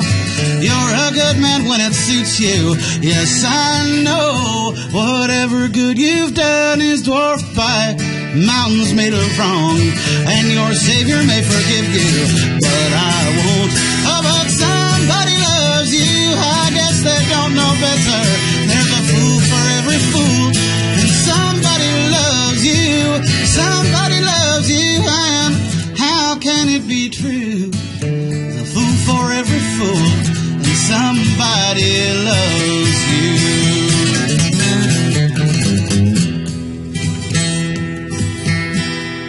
It was from you I learned some men cannot be trusted. From you I learned some friends do not inspire. You were like my brother, but you filled my heart with anger. And I'll thank you when those lessons have helped it all. Oh, your stories give me life and they flow through me like wine. They were dark as pitch black arrows through my soul. I was your true believer, now my bones do shake and shiver with a poison that goes rotting to the core. Oh, but I did once love you, I guess I knew no better.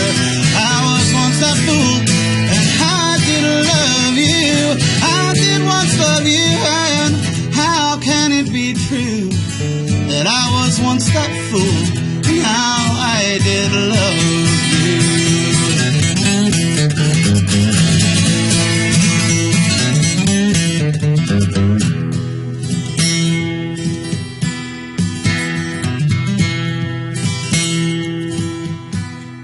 Now like some ghastly phantom voice, lifelong companion, or a devil on left shoulder, lashing tongue, spit crass and spiteful language like some drunkard to the heavens.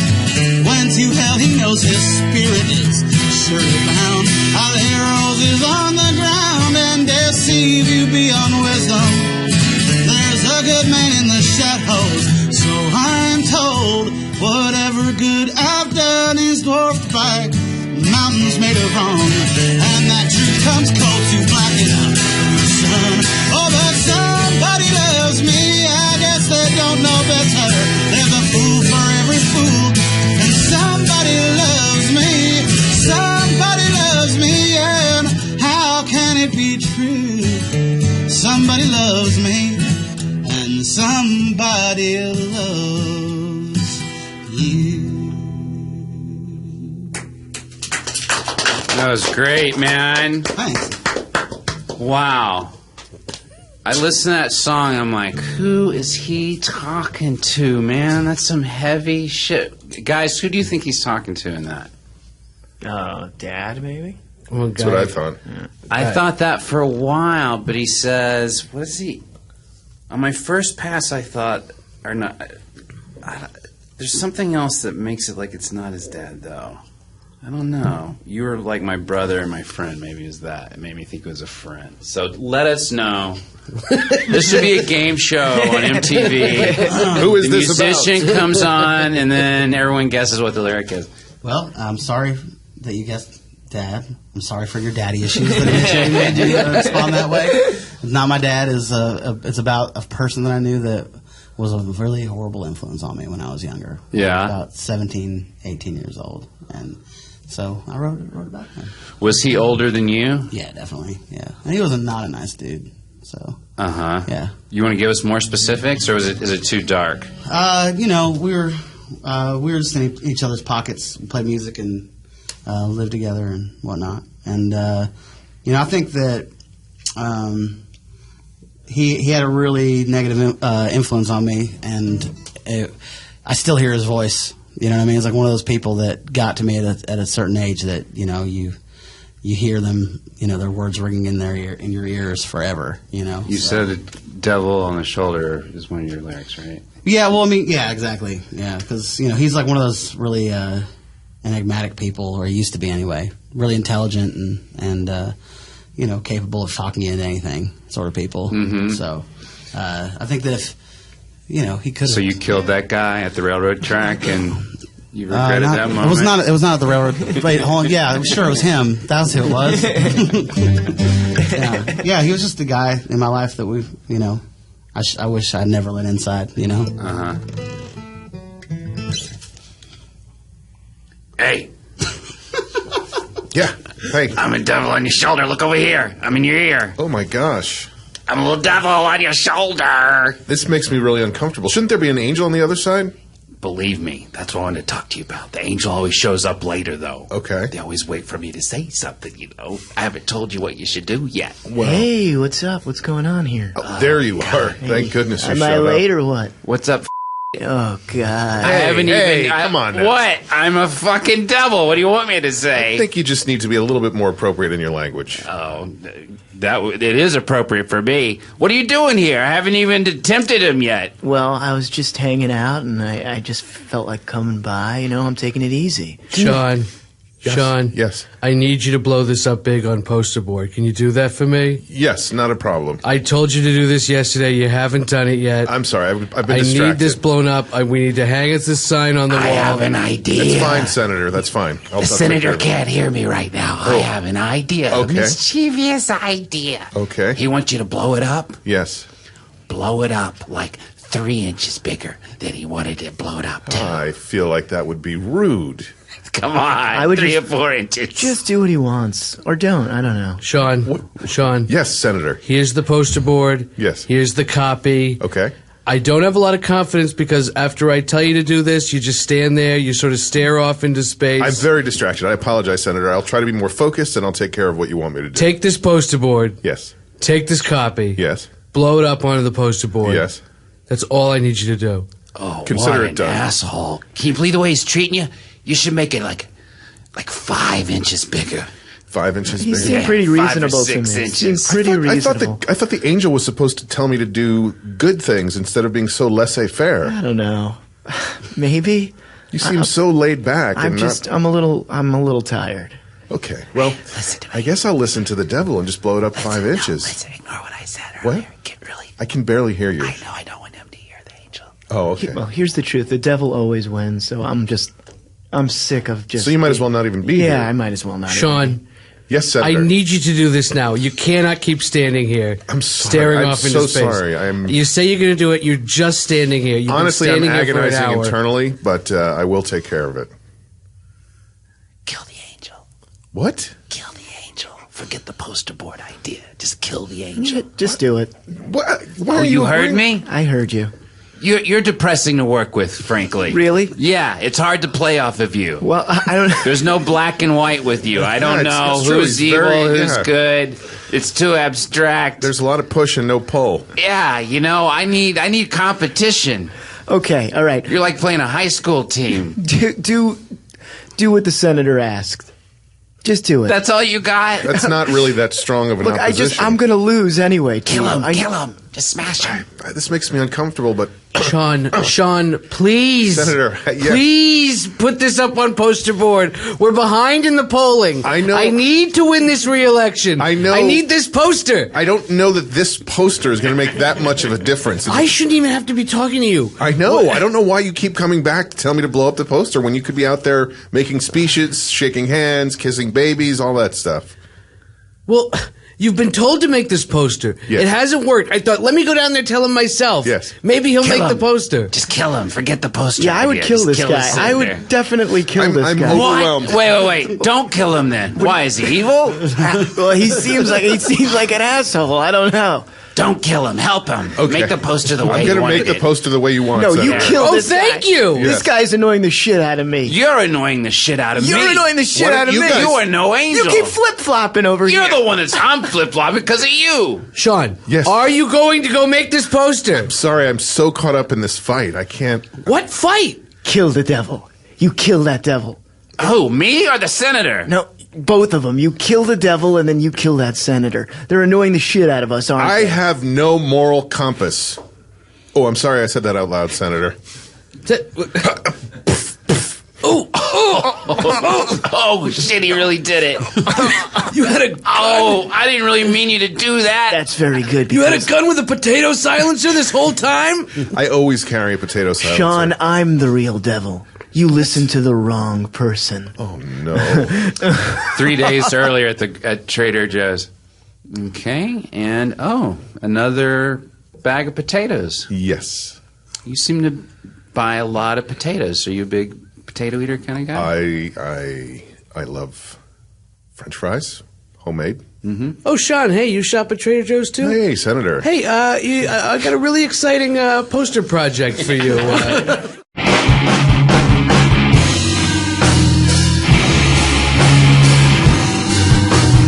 Your one-word suggestion, featuring Scott Adsit, Lauren Lapkus, Colton Dunn, and Charlie Saunders. Let's go to this back 2 rows on this side over here for some suggestions.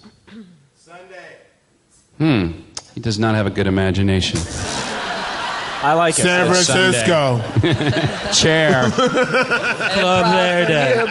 Improv show. Deep sadness. That was the first guy with abandon. Sunday. Did you guys go to Sunday school growing up? I went to a Sunday school a couple of times, only because my mom would work on Sundays, and so it was the only place she could put me, and so I go with my friends to their Sunday school. Mm-hmm. But I was raised atheist, so she would be like, "Don't believe anything they're saying when you go to this thing." So I'd go and sit there and be like, "Oh yeah, cool. No, that sounds cool." And I go home and be like, "They're crazy." That's funny you put it raised atheist, because I think my parents are pretty much atheist, but they kind of raised me in kind of a neutral kind of way. Like, you at some point will make your own choice. There was never a heavy, there is no God. Are you saying your mom was like, there is no God? Yeah. That's so interesting. That's pretty cool. Do you still believe that? Oh, yeah. Okay, great. My parents were social Presbyterians, where they weren't really believers. They didn't think about the Bible. They would go to church on Sunday just for the party afterwards. Ooh. And the free cookies and coffee and gossip, I think. And then that changed when they got older and closer to death, and then my father died, and my mom suddenly became a lot more religious, and then it has slowly dialed back as she's approaching her death closer and closer. She, I think, is in more and more denial. So she's now a dialed back Christian. I think that happened. I think people do go in one way or the other. That's weird. I guess we'll all do that. That was a great sermon. Thank you. Where are the cookies? Okay, the cookies are downstairs. Excuse me, great sermon. Where are the cookies? The cookies are downstairs. Excuse me, where's the fruit punch? Well, it's all together on the same table. But I would like to know your thoughts about what I Great said sermon. today. Where's the bathroom? It's right behind you there. Oh, man, dang. Am I late? Oh, I'm late. I must have missed that sermon, man. Where them cookies at? No, you cannot have cookies unless you listen to the message for the day. Come on, man. I wanted to come, but I had to change my tires. That is not an excuse. I heard it, sir, man. It's pretty much do unto others, all that bullshit. I liked what you said about the cookies and fruit punch being in the other room. Well, that was the last thing I said. Oh, I like that too. Yeah. Zzz, electronic wheelchair. Zzz. Excuse me. Oh, hello. Hello. I enjoyed your sermon a lot. Where are the cookies? All right, you don't get cookies. The roof opens up, clouds pour in, and Jesus comes down. Oh! I told you! Where are the cookies? Oh, come on! You should know where the cookies are. You designed that's this my religion. dad. That's my dad. He knows everything. I'm already down here. Hey! What's up, son? What's up, son? Yeah, Dad, let's do a handshake. We cut to the basement. This is a divine handshake. And we see some parishioners over in the corner while Jesus and God are just going to town on the cookies. They are just eating all the cookies. It's so rude. They're not leaving any for us. I know, and God can make his own cookies. Maybe he can't. You don't think he can? He made everything. He can't make cookies? I mean, he shows up every Sunday and eats our cookies, so maybe that's the one thing. I'm going to say something. Yeah. Excuse me. Yeah, all right. Yeah. Hi. I'm Matt. Yeah, we know. Mm-hmm. It's Matthew, by the way. You guys are kind of crowding out everybody around the cookie table. A lot of people. You just put a couple cookies on a plate and then walk away from the table. I guess it's your guys' first time. Oh, okay. Oh, so you. Jeez, man. Wow. Jeep me, man. You say your son's name and his exclamation. I'm Jesus. Oh, sorry. You guys look the same. Yeah. Yeah. Same beard. Hey, we're going to eat all the cookies we want. And you can go fuck yourself. Oh my God. A man in red approaches. Ho, ho, ho, here are the cookies. Santa? Or Satan. He said hello. But he's wearing red. Oh, I don't know. I can't tell. It's an anagram. They're the same thing. What's up, Santa? I just didn't want to miss out on the party.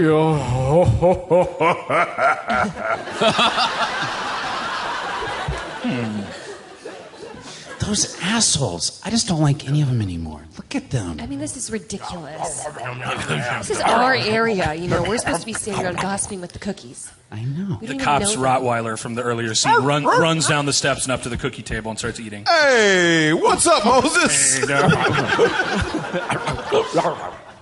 a minute. Why did you turn Moses into a dog? Tell us that story, Jesus. Well, me and Moses got drunk one night, and we were playing around and doing our magic tricks. All right, okay, Moses, okay. All right, you are crazy, but I'm crazier, Moses. How crazy are you, man? How crazy are you, motherfucker? I'm going to turn you into a police dog, Oh, Moses. yeah? You go ahead and try it, motherfucker. I will fuck you. Poof! Man, that was funny. Would you gentlemen like some more wine and fish? Oh, I guess I didn't realize I refilled these. Yeah, Muhammad's weird, right? Right. Well, this has been a fun night, but I got to get some sleep. Insane.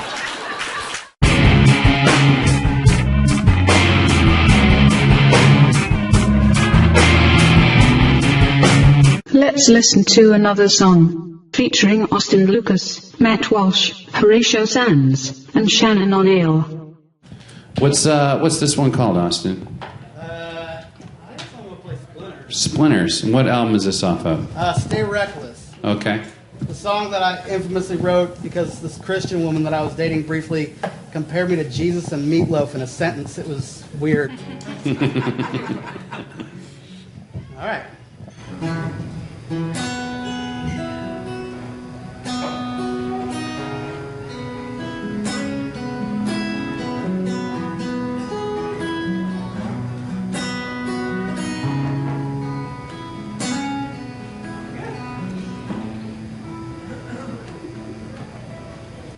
She said that too many people know nothing about the world. They ain't been loved and they ain't seen enough. They all want to sing along. It's easy to do when there ain't a damn bit of heart in a song. They ain't got no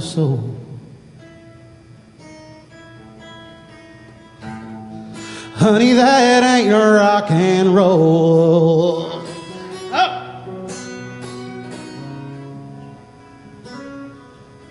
So we lit out like two bats out of hell.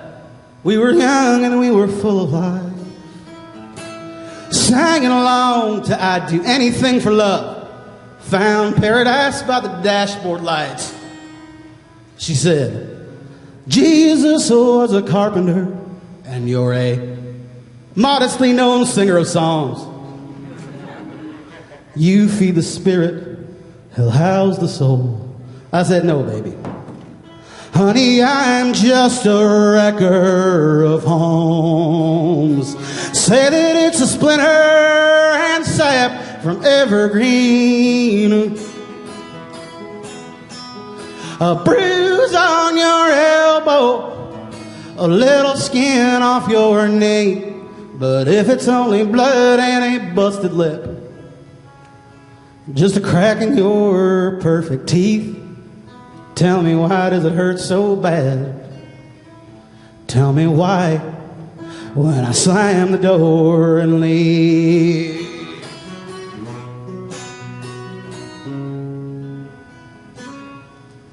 So I said, what's up with all this talk of the Savior?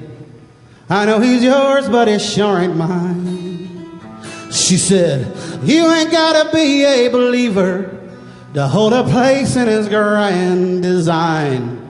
Well, she looked so cute, wrapped up in her faith, so I kissed her where she stood. I was filled up with bad intentions. Oh, but Lord, those intentions felt good. Say that it's a splinter and sap from evergreen. A bruise on your elbow, a little skin off your knee. But if it's only blood and a busted lip, just a crack in your perfect teeth, tell me, why does it hurt so bad?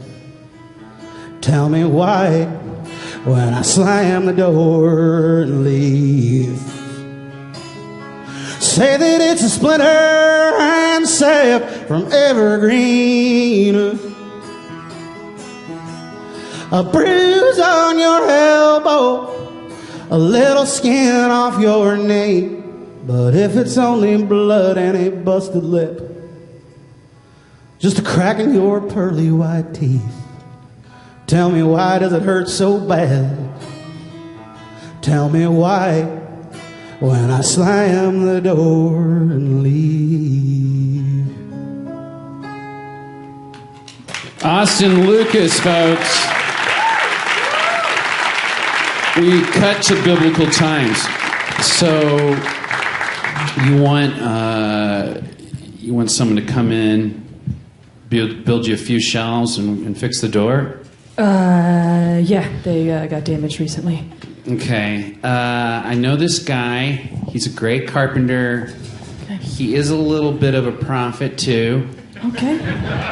So if you can get beyond that, he's a little talky on the prophet side, but he's an unbelievable carpenter, so I recommend him. As long as he can get the job done. He can. Okay. We cut to the day. Jesus knocks on the door.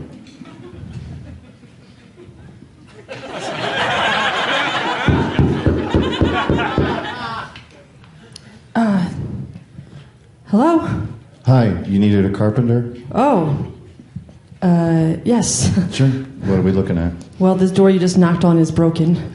You could see it was already laying on the ground when you knocked on it. Hi, I'm here too. Oh my goodness. Luke. I just follow him around. Okay. You have a friend?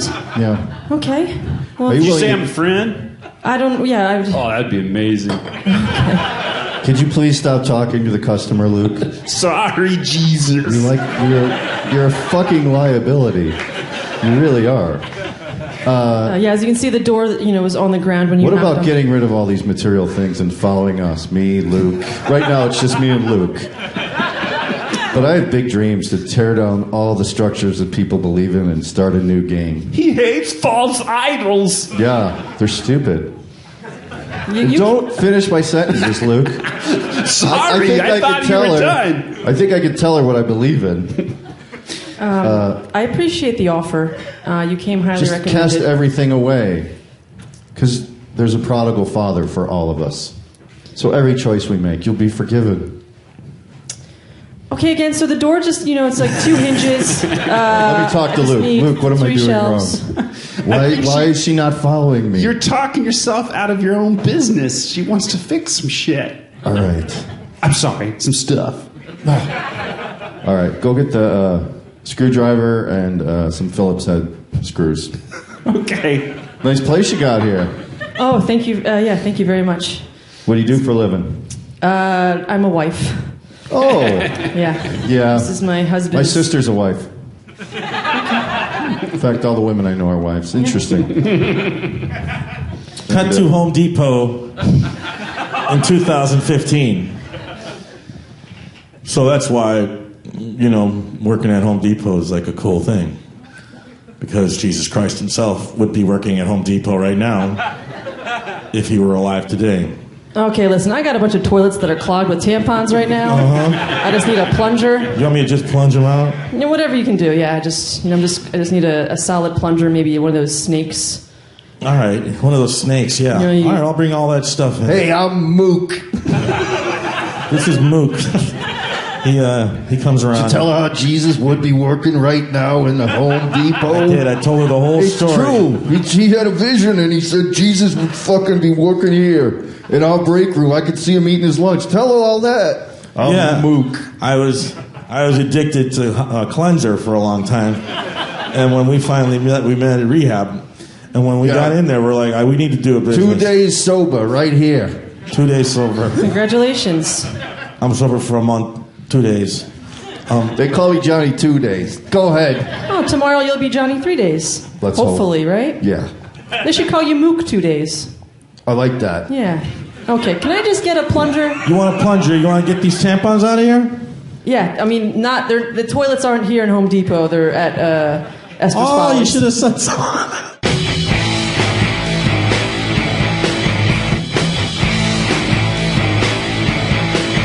Your one-word suggestion from Twitter, featuring Ian Roberts and Zach Woods. We got Aaron Aston says satanic. So I've got kind of I don't know if this is a full story, but my first best friend ever was a born-again Christian when I was in pre-kindergarten, and his name was Jeremy, and his father flew helicopters, commercial helicopters.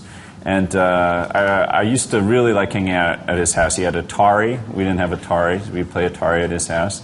And his father let us sit in the helicopter and drink Diet Coke. We'd never actually fly, but it was fun. And but my family was like a cursing family. Like we were a bunch of secular Jews, and it was okay to curse in our house from a very young age. And I went to Jeremy's house once, and we were playing Atari, and I made a mistake in Atari, and I said, "God damn it!"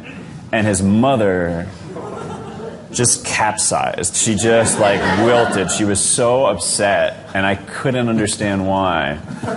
And then we had dinner, and they prayed, and I started laughing because it's a very awkward thing. If there's no precedent when everyone holds hands and it's all in this inflated language, and so I got nervous. I started laughing, and eventually they stopped being friends with me. The family stopped. He stopped being friends with me, and his father, who had become friends with my father, stopped being friends, and they thought we were going to hell from the get-go. Like even when they were friends with us, I think they probably thought we were going to go to hell. I brought Zach home to have dinner with us, but he's Jewish, so does he have to pray? Yeah, we pray. Hey, Zach, this is my dad. Hey, Zach, I hear that you're Jewish. Don't worry about it. We have the same God. It's just that you missed the boat as far as the Messiah showing up. I'm sorry? I said we worship the same God. Oh, great, yeah. You just don't recognize a triune God, which is incorrect. Oh.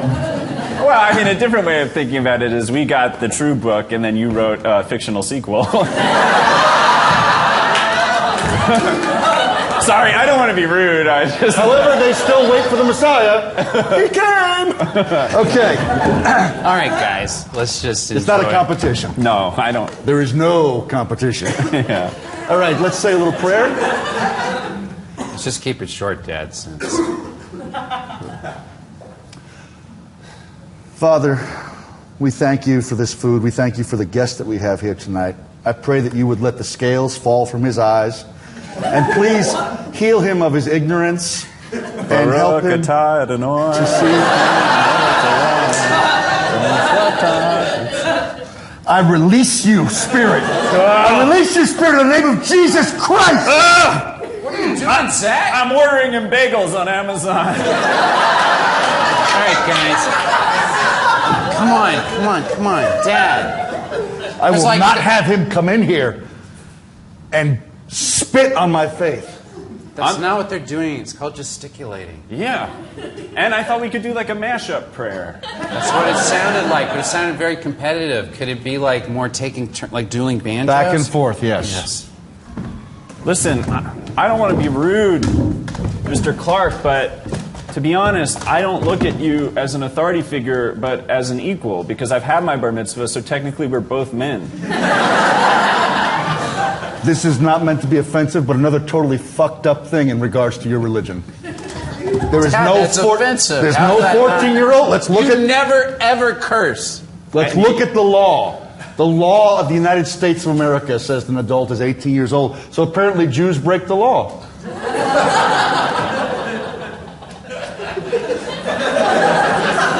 And he seems to be done. No, So I'm not. I'm just Really? processing because you never finished your original prayer. You never said amen. So technically, when you just said fuck, it was still within the body of that prayer. And sing.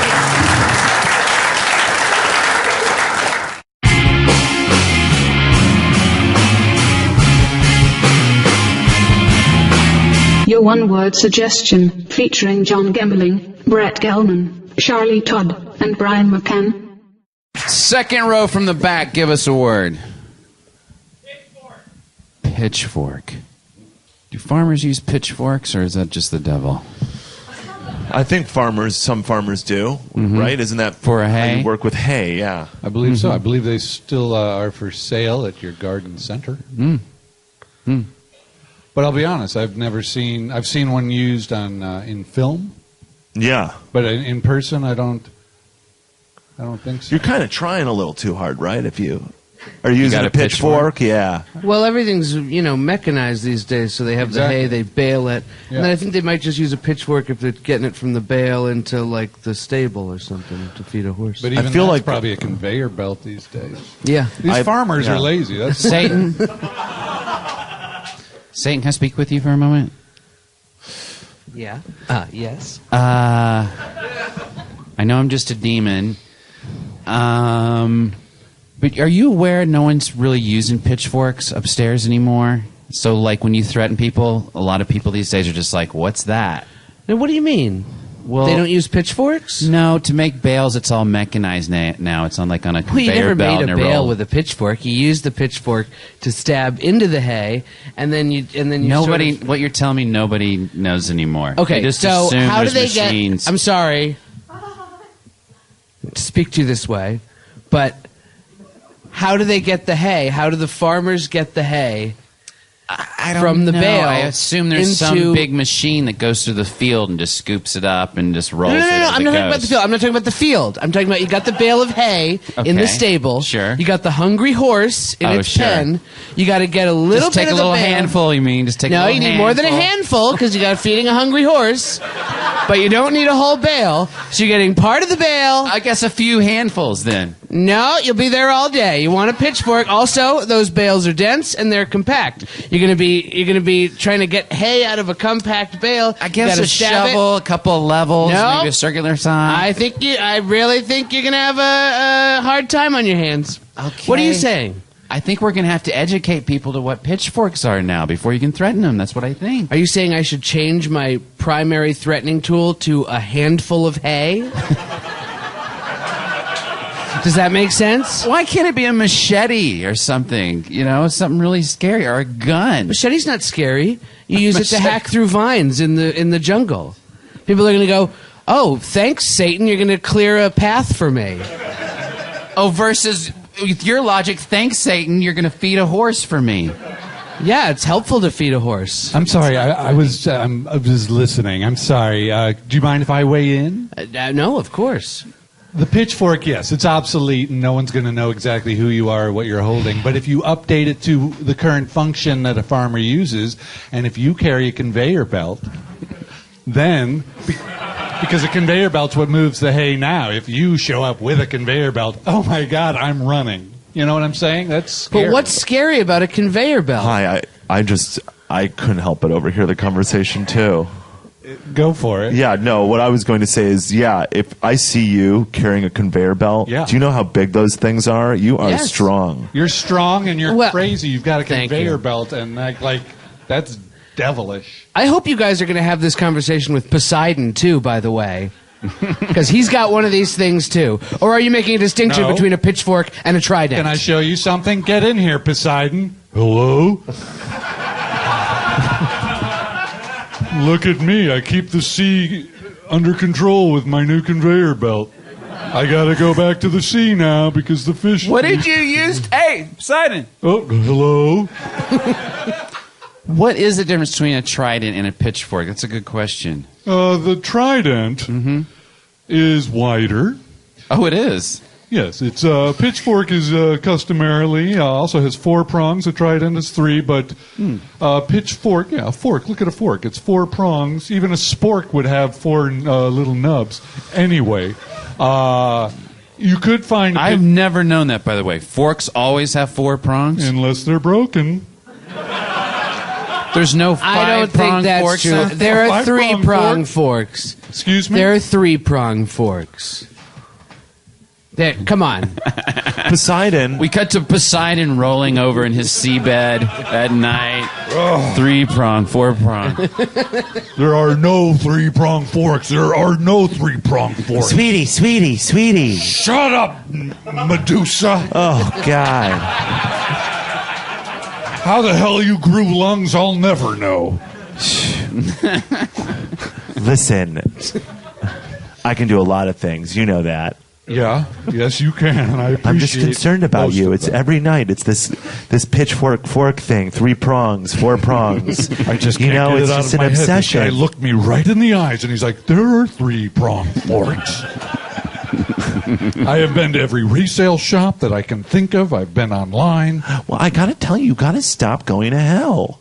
It's a very negative place for you, and every time you go there, you come back and you're just in a real weird mood for like a week or 2. I was summoned by someone who was trying to update the devil, just like I've been updated. Ding dong! Oh God! Oh jeez! I'll get it. Let me put my sunglasses on that block my eyes so I don't turn them into stone. We've learned that lesson. Okay, I just want you to know that I'm thinking of it, okay? I'm conscious of it. Okay, hold on, coming. Yes. Hi, Demon Messenger. We have a request for you, Poseidon, down in hell again. There's something about a dessert fork. Only 2 prongs. Okay, well, message heard. He wants you down there, though, to discuss it. Oh, here I am. I'm coming. Oh, right. God, there you go. Don't turn the messenger in the stone. How about I do? Zing. Hi, devils. Hi. Sorry about your messenger. He's not going to be returning. My wife gave him a little of the old Rocky Road treatment. So she grew lungs. I don't know how she or did. Gills. Was it lungs or gills? Well, lungs that were fed by gills. We cut to a mythology class. Teacher? Yes. I don't understand. Was Medusa born in Atlantis and then grew lungs to go topside, or was born on the earth and grew gills to go marry Poseidon? This is a great question. Most of the myth writers stopped when she was just trying to be able to stone and stuff like that. But what happened was she fell in love with Poseidon. He was a great guy, and she kept seeing him. And Poseidon, because of his eyes were nautical eyes, and nautical eyes, right? And Medusa was. They had that extra layer. Exactly. Yeah. And that extra layer turned out he could make eye contact with her, and so they fell in love that way. He was the first person she was unable to turn to stone, except for one part of him. She could certainly turn to stone. Excuse me. Oh, yes. I don't like the implications this class is taking. I came to learn about mythology. I don't need to hear about Poseidon's hard dick. Yeah, I mean every myth always with you leads to somebody being hard or wet or just we're talking about Medusa and we're talking about Poseidon, so someone is going to be hard and someone is going to be wet.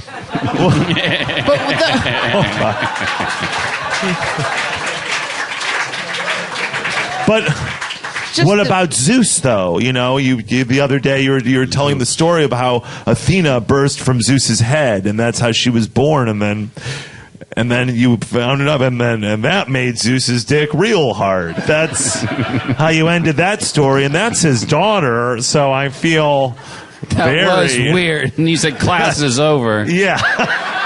Gave me a lot to think about, and I didn't want to be thinking about it. Yeah, the other day when you were talking about Demeter and Persephone, when Persephone was trapped in Hades, and you said Demeter was so distraught that her pussy just dried up. And I read that story, and I don't think there's any mention of that in any text. Which version were you reading? I read a bunch. I read the Robert Graves summary. Graves tends to leave out a lot of the pussy drying a lot of the up. pussy details. I was following up on the story of Narcissus who looked into the reflection in the water, and then you said turned into a big, hard rock cock. But then I looked it up, and he turned into a flower. Yeah. And I'm sorry, and I said it was a what? A rock hard cock. Rock hard cock. Well, that is a type of flower. And then there was the other day where you were telling, I don't even remember what the Dionysus myth was because I was so confused. You said it was Dionysus, but people called him Caucus, which was his nickname of Bacchus, which is his Roman name, and we've been keeping pretty consistently Greek in here, and all of a sudden you make up a nickname off of Dionysus's Roman name, Bacchus, turn Bacchus into Caucus. Right. I just, I don't see what I'm getting from this class, really. First off, I will commend you all. You're remembering things wonderfully, so you're getting a lot of information. I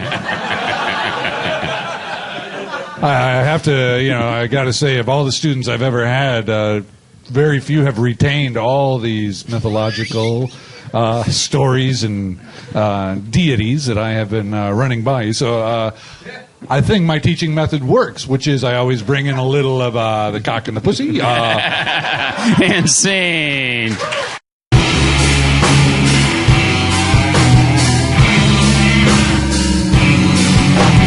Let's talk some more about that. Featuring Matt Walsh, John Gabris, Shannon O'Neill, Drew Dava, and Anthony Timonuk. Listeners, this woman is still not back. It doesn't take more than a scene to take a shit. Oh, she's back there. What are you doing back there? Come Too now. afraid? This is worse, isn't it? I don't think either is really bad, but You've now exposed yourself. Did you take just a pee? Just be honest. Prove it. Let us smell your butt. dude, no, I was in the ladies' room the whole time she was in there, man. She peed. Didn't flush. Thank you. Luckily, I had a crazy strong. I'm sorry, I gotta stop. Gentlemen, do you stand up in the bathroom in the plane when you pee, or do you sit down? Stand up. But you're tall like I am, you have to. basically go like that, right? I can expand to the size of a bathroom, and no Like a matter puffer the turn, fish? I get in. Yeah, I get in and I go like this, and I just open up my shoulders. You brace and yourself and I'm in. safely Yeah, there. I do And that I can too. just You're like sort of wedged the plane. in place. I took a shit at the Will Rogers. It's a beach in California. I took a shit at the bathroom and hovered the whole time without using any leg muscles because the stall was small enough that I could just kind of open my shoulders and I was stuck in there just shitting comfortably. Yeah, I just kind of moved my arms because I had to go like this in every location I'm in and like walk through an airport like this. I just go in and fill the room like water, like Bruce Lee says, and. Bruce Lee's shitting tips. Any other shitting tips out there? I'll just go that way. Nobody? Elevate your feet. Why? It opens up the colon. That's how we pooped for like millions of years. We squat. Squatty potty. Squatty potty. Squatty potty. Gotta get a squatty potty. Millions of years, this guy says. That's right. Millions of years we've been squatting. This is Texas, but it is also Austin. Yeah. So that's how we've been shitting for 2,000 years. Creationist squatty potty. Let's do something on that. Hey, Jesus, we were over here, eating grapes and off of silver plates and stuff, and we saw you go into the bathroom and go out into the little area there and sit in a chair with a hole in it. Yes. And you defecated through the hole in the chair. Is it a miracle? Was it a miracle? Is this one of your miracles you promised us? Someone write it down. Write it down, John. I'm writing it down. Stop Write it- yelling at me. I don't work for you. I work for Jesus. No. This Do isn't you want a- it in the book, Jesus, or not? You don't No. make that call. No, this isn't a miracle. This is irrelevant. No, this is not a miracle. See, I told you. Because we've been shitting I'll for... just footnote it. Disagreement about thing with hole in it. Can you get rid of 316? I think it's a little heavy-handed. Can we... No, for God so loved the world that he did give his only begotten son. Keep that one in there. Yes, keep that one in there. Oh, It's a good one. Yeah. It's a good one, Jesus. But was that thing... Because we've been shitting, 32 years as long as humans have been around. I feel like we've been around longer than 32 years. Yeah? Yeah. My grandpa. I had a grandpa. Well, it's weird because We've it was been around 0. 60 That was years. BC, I think they called it. It's me, Job. How you doing? Job? Yeah. Is that how you say it? I've only seen it written down. Yeah, Job. Oh, everything's going Why don't terrible. you get a Job? You know what I mean? Nailed it, Instead of moping all My the time. daughter just died. Things are bad for me. She died? Yeah, or was everybody murdered? dies. She was murdered. Well, I don't want to advertise the whole thing. Are you writing it up? Huh? Are you This writing is it up? already in the book, right? Oh, yeah. I just wanted to Well, we say- are seeing submissions, so Job. Okay. By the way, You'll never I take did it. 1,000 words on that shellfish thing that you wanted. Thank you so much. I saw that. Yeah, I Yeah. really liked it. I think we are going to include the shellfish. But can now. I don't want to put my full name. Can I just have Lev? I'm trying to go by Lev. Can I have that? No Leviticus. I hate my full name. Only my mom calls me Leviticus. Leviticus sounds good. No, I want to just be Lev. You guys are Matt, Mark, Luke, John, Bart, Job, Jeez, Bart? Bartholomew. Oh, yes, sorry. Why is nothing of mine, Bart, being put in the book? We're gonna put it in the book. I saw you winking. Don't worry. And we're it won't be in the book. Don't worry. If you don't end up in the book, well, you'll definitely get an island. Thank you. He's like Nostradamus, who I don't know who that is. We don't know who that is. I just feel if you don't put my stuff in the book, then priests are going to molest little children. Come on. No. We'll see. No. We'll see. Oh, I'm sure. That doesn't All right, need well, to if we're be making addressed. predictions, let's put money on these things, for God's sakes. But wait a minute. Let's get back to this, the miracle of the hole in the chair. The poop chair, they were poop calling chair. it. Right. It's a toilet. Oh, what? What? A toilet. It's Say a, it. some kind of toy? Toilet. It's like a Tiny small toy? toy? No, it's not a toy you play with. It's a... Can you play with it? I don't think you want to Wait, play I missed with what you a said. toilet. But can No. you play with it? You don't know, wanna like a play with napkin. You toilet. can eat it. No. Is it bigger than a bread box? Sorry. I thought we were playing a guessing game. No. Does It's a he wear toilet. glasses? Has it ever, Movie. I'm not. What's we're a not movie? playing- Stop pushing that movie concept, John. Sorry. Go Never work. It's a toilet, okay? Do you want an island too? Sure. All right, we can do something about an island for you as well. It's a way that people will... Ellis is my name. What's your name? Ellis? Ellis. Oh, I thought, because he called you John a split second ago. First name is Ellis. Middle name John. Ellis John. I'll take either one. I'll give you 2 islands. I'll take Ellis Island. Guys, you're talking over Jesus. Guys, I please. sorry, Jesus. Sorry, you are Jesus. so patient with us. Listen. It's a toilet, okay? And we're going to use them from now on. Okay? We're going to elevate ourselves. We're not going to go out into a field and dig a hole and crouch and...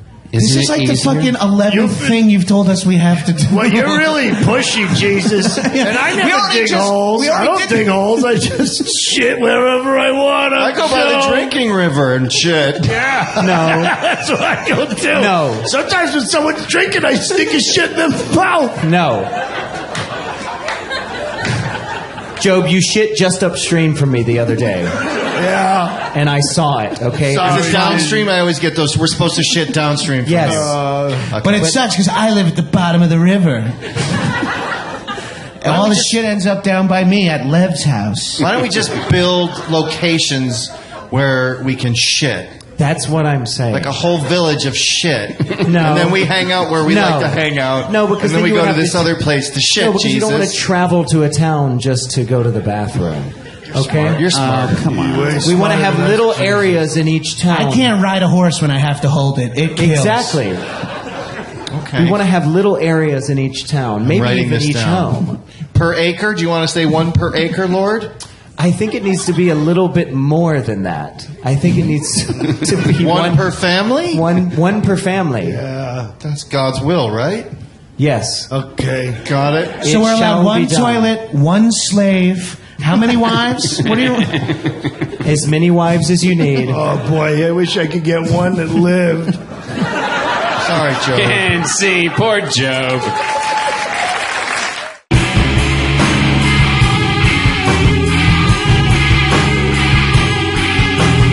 Your one-word suggestion, featuring Gavin Spieler, Chad Carter, Adam Frucci, Brian McCann, and Shannon O'Neill. Okay, let's get a suggestion from you kids on the floor over here. Gerbils? Okay. Have you ever owned one? You had 4? What happened to them?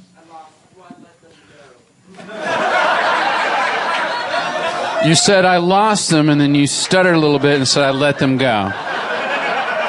What really? How old were you? Let's start there.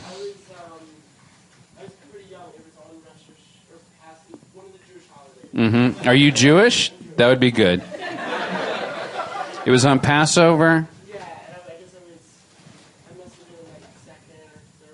Second or third grade. Mm-hmm.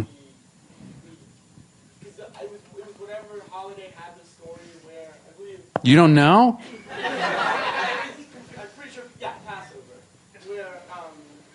They put blood on the door.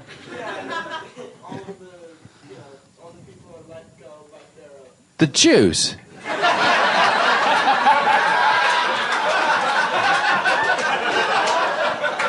By the way, Matt, you're talking to my rabbi. That's my. That's your rabbi?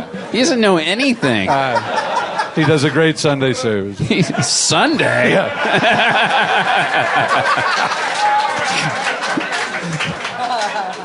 Shouldn't do things on Sundays. So it's Passover. The Jews are let go. I really have no idea where you're going. So you let go your gerbils like the Jews were let go? Giovanni, you're making this up. You and your friend Giovanni went upstairs.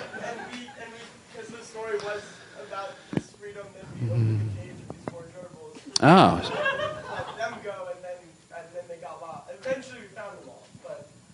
So you were Moses or something? Let my gerbils free?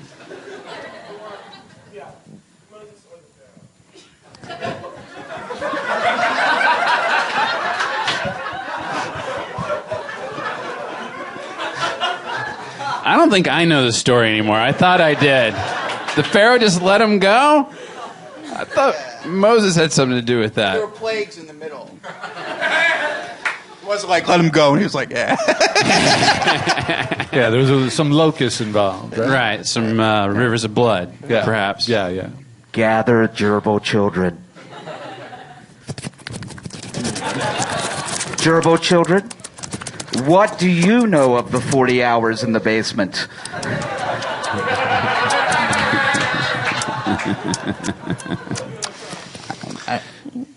Our forefathers had to wander in a basement for 40 hours. Yes. We were left in the basement without wood shavings to tread upon, or a wheel to keep us fit. We made one drop of water from our feeding tube last for a whole week. The blood of a guinea pig is smeared on the walls. But then the great Giovanni arrived. Giovanni! The greatest Italian Jew of them all. Gerbil. Who was our Pharaoh or Moses. Right. Yeah. He was our Pharaoh or Moses. Great one. Why did Pharaoh or Moses let the gerbils free? Well, the Pharaoh demanded that every gerbil cage be marked, so the first 100 eldest gerbils would either be taken or spared, I forget.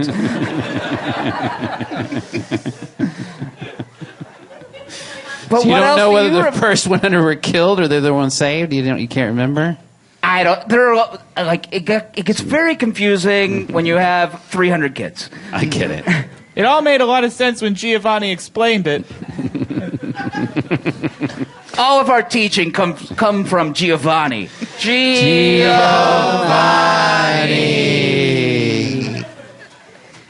And in the first rule of Giovanni's testament, these gerbils are like fucking people.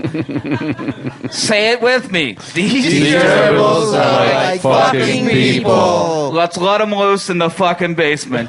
Let's let them loose in the fucking basement. Let's let them see if they like my hoagie. Let's let them see if they like my hoagie. And we did like his hoagie. See, this is how religion gets manipulated over the years.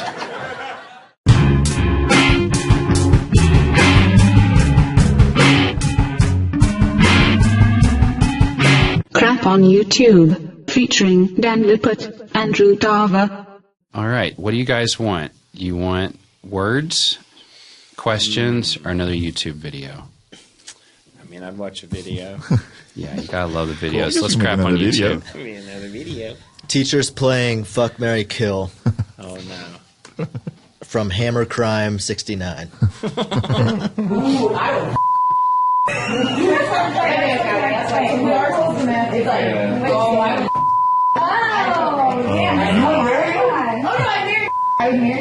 Oh, with the kids. They're talking about kids' names. Yeah, they're bleeping out kids' names. Oh, and they're very loud. I guess I killed. I would totally marry. Totally marry her because she loves the Tigers. She never even brought up the fact that I was wasted on those buses. Oh my shit! She didn't even bring it up. She didn't see it. And then so she could keep secrets. Oh, what the man. fuck? Was there like a...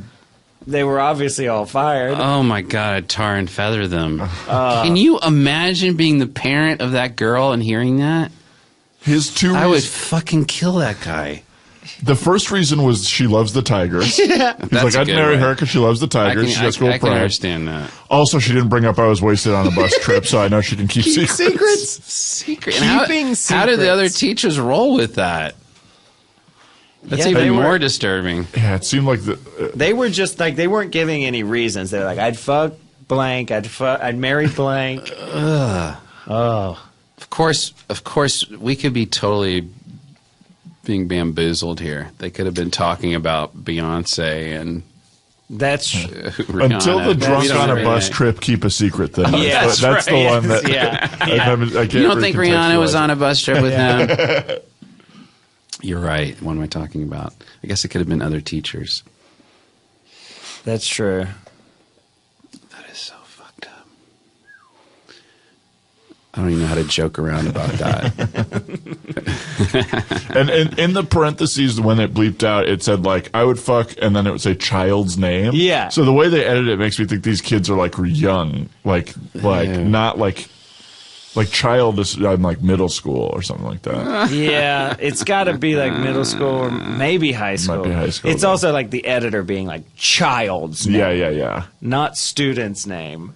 Which I'm not like saying. Like, No, yeah. The people who edit it are the bad ones. There is a YouTube comment here. Who knows if it's accurate? It says, Bangor student here. They weren't talking about kids. They were talking about my math and gym teacher. I knew it. I'm not defending what they said, but at least get your facts straight. See, folks, Matty B can sniff that shit out every time. Dalton, did you not vet this? It's fucking bullshit, fake news. This news report has a very different story. Ooh. Is this in your head, or are you looking at this? He's waving his arms around. He's waving his arms around.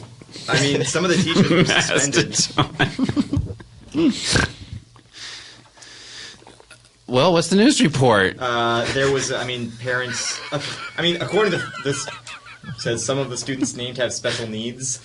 No. What news report is this? You're just reading out of your computer in your hand. Barstool Sports. What was it? Barstool Sports. Is that Barstool Sports? That ain't no source.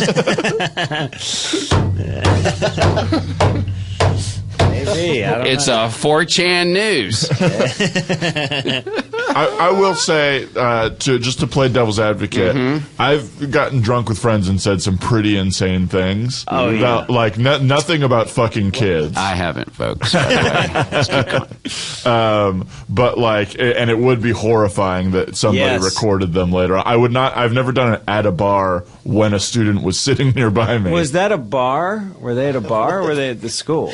What is Dalton's news source here? I just brought up Barstool You must go look at Barstool. That last headline was Foreplay, the golf boys try out a simulator. That's not what this news source says. Oh, no. Barstool Sports. We're giving way too many plugs to this place. The Four Boys. It's like this fucking meathead frat brother news. Oh, my God. I forgot what we're talking about. These teachers fucking special needs kid. Okay, guys. What's up? What we doing? We got 10 minutes left in the break. All right. Let's play F, Marry, Kill. You want me to shut that door over there? No, it's hot in here. Cool. Let's do it. All right. Okay, let's pick out a Muppet. Okay. A relative. One of our own relatives. Okay. And a Jesus. A Jesus? A picture. Like a Jesus. Some ages. It could be baby Jesus or like 7-year-old Jesus. Crucified Jesus. Or crucified Jesus. Okay, so... You know what? Let's make this simple. Okay. Let's F, Marry, Kill with just Jesuses. Okay. Baby Jesus. Yeah. Crucified Jesus up on the cross. Up on the cross, Jesus. And Jesus right in his prime, like fucking breaking loaves, Jesus. Breaking loaves, okay. Making loaves and fishes, Jesus. So... the choir's coming in. Are you sure we shouldn't close the door? No, they practice there all the time. Yeah, just let them... It's the sign language choir, so they can hear, but they won't be loud over us, so we'll be fine. Oh. Okay. We'll be able to hear each other. Have you been to the sign language Have you choir? heard their CD? It's empty. I'll say it's empty. We cut to a listening party of the sign language.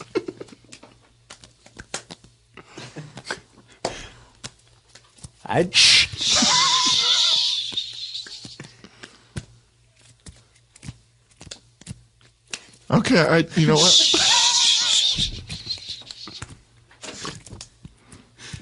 I'm sorry, who is this for? Is this a cover? Is this a cover? This is Blackbird by the Beatles. Oh, yes. Yeah, I liked it. Dead of night.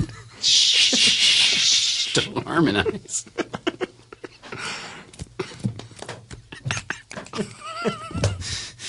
We cut back. So you go first.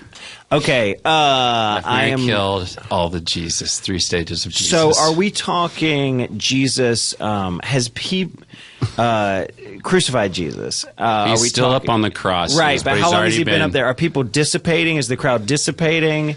No, you're fucking while they're throwing stones. Well, we know which one you're picking. Okay, so you're fucking him. Sorry, guy. I'm so shades of gray with Jesus.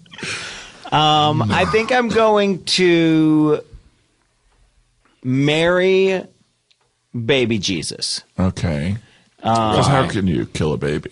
Yeah, you can't kill a baby, and I don't. But you're going to be married because he's never going to grow older in this situation. So you're always going to be married to a little baby Jesus. You guys got to go to dinner parties together. Well, yeah, I mean, I like kids. It's kind of like just having a kid constantly. You know, like it's basically. All right. So I'm gonna fuck Jesus in his prime, breaking loaves, washing prostitutes' feet, Jesus. Because, you know, we've all seen the photos. Handsome, white man. No, nobody heard me say that. No. And I feel like, as you know, he would wash horse feet and stuff. He can keep a secret. You seem to be really into when he was washing feet. I am obsessed with Jesus washing feet. With his hair. Yes, he had to get his hair on dirty. He did wash it with his hair, right? They said that. Yeah. And that's the he ultimate. Washed their feet with his hair? I think that's in the Bible. We cut to Jesus. Oh, Jesus, it's so nice to meet you. Very nice to meet you, too. I hear you've been going around washing all the feet of us whores. I have, and that's why I'm here right now. Oh, thank you for coming to our hovel. Yes, of course, of course. Here, let me take my shoes off. My sandals. Dear God. Oh, my God. Those are old sandals.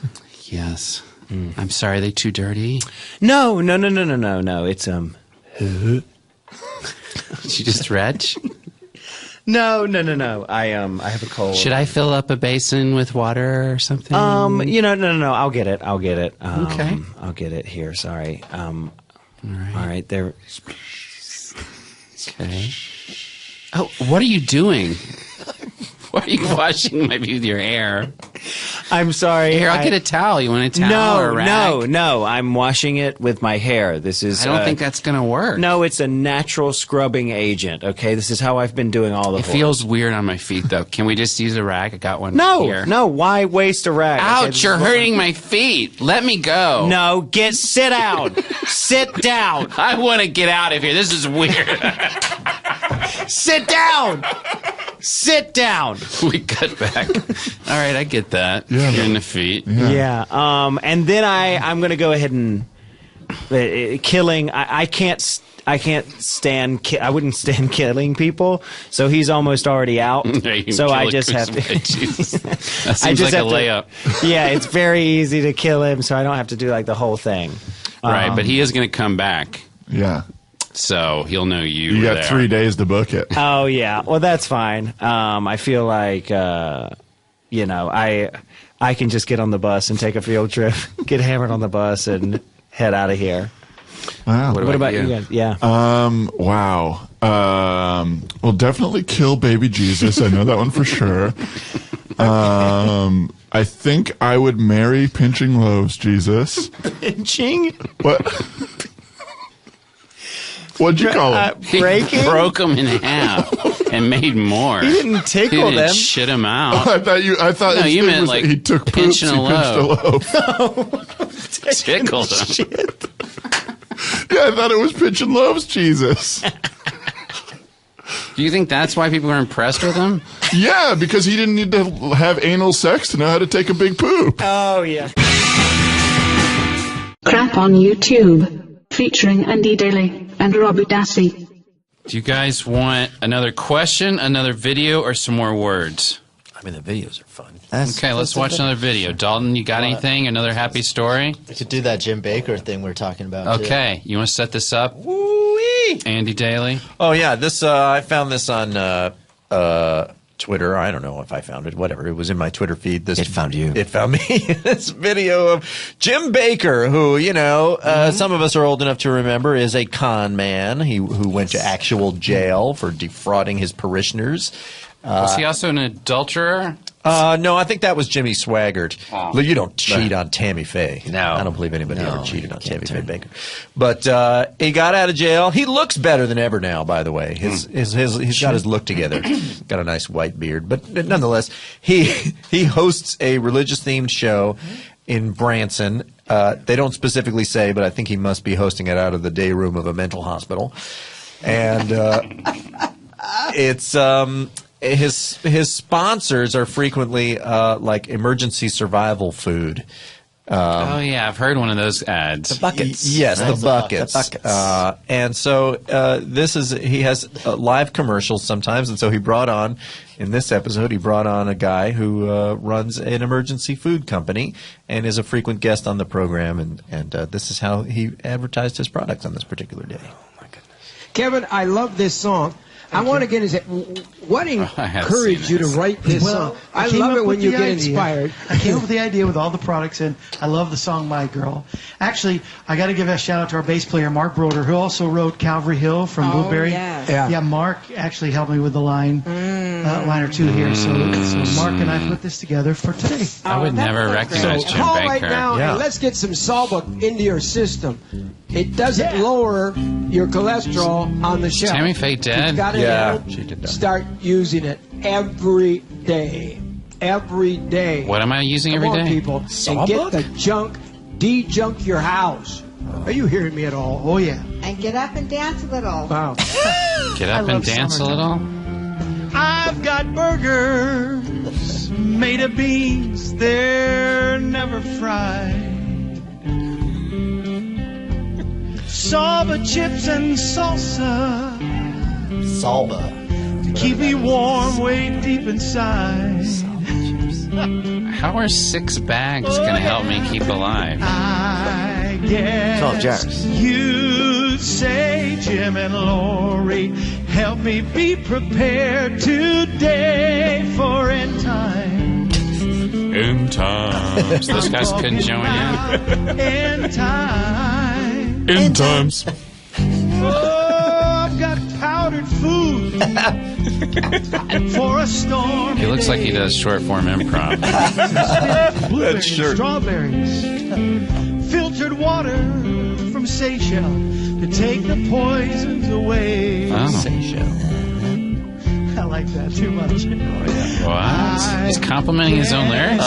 Those are the bass players. Jim and Lori, help me be prepared today for end time. End times. Oh, these He's laughing at his own bit. End times.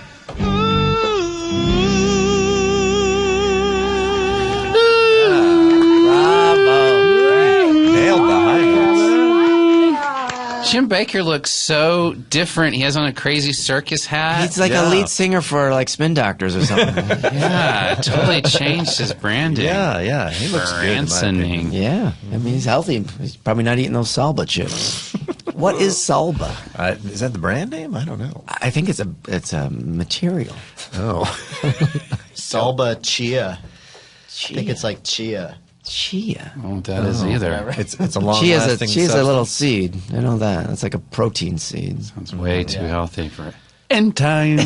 End times. So we're at end times, but I only get 6 bags and 12 jars? You're not going to stick around long. End times is forever. Don't I want to be raptured? I don't want to survive end times. Right. Who wants to survive? Who wants to live during end times? Well, maybe the theory is that it's going to be kind of a rolling disaster. End times, it is a process. First we lose like a 40-day flood. Maybe. Yeah, right. The food supplies dwindle. Yeah, but that does seem counterintuitive to tie survival, emergency food, to the true biblical apocalypse. Seems a little bit like, what am I doing here? From what I've read, basement? You don't have a chance. You float up if you're good, and if you're bad, there's hell on earth, right? Which is Salba chips. Yeah. Right. If you don't get raptured, you're destined to eat powdered food. And oddly enough, that guy in the video, big guy. He is right? large. That's true. When anyone selling health products that's that big, you gotta wonder. Well, I don't know what's is he using his own product? Is it working? If you are, it's not. Why work out if you think end times are around the corner? Why do anything if end times are around the corner? Except for watch Jim Baker's show. For the entertainment. Okay. So, the 3 of us, that's who's left in our support group. Yeah. But we've all kind of let end times...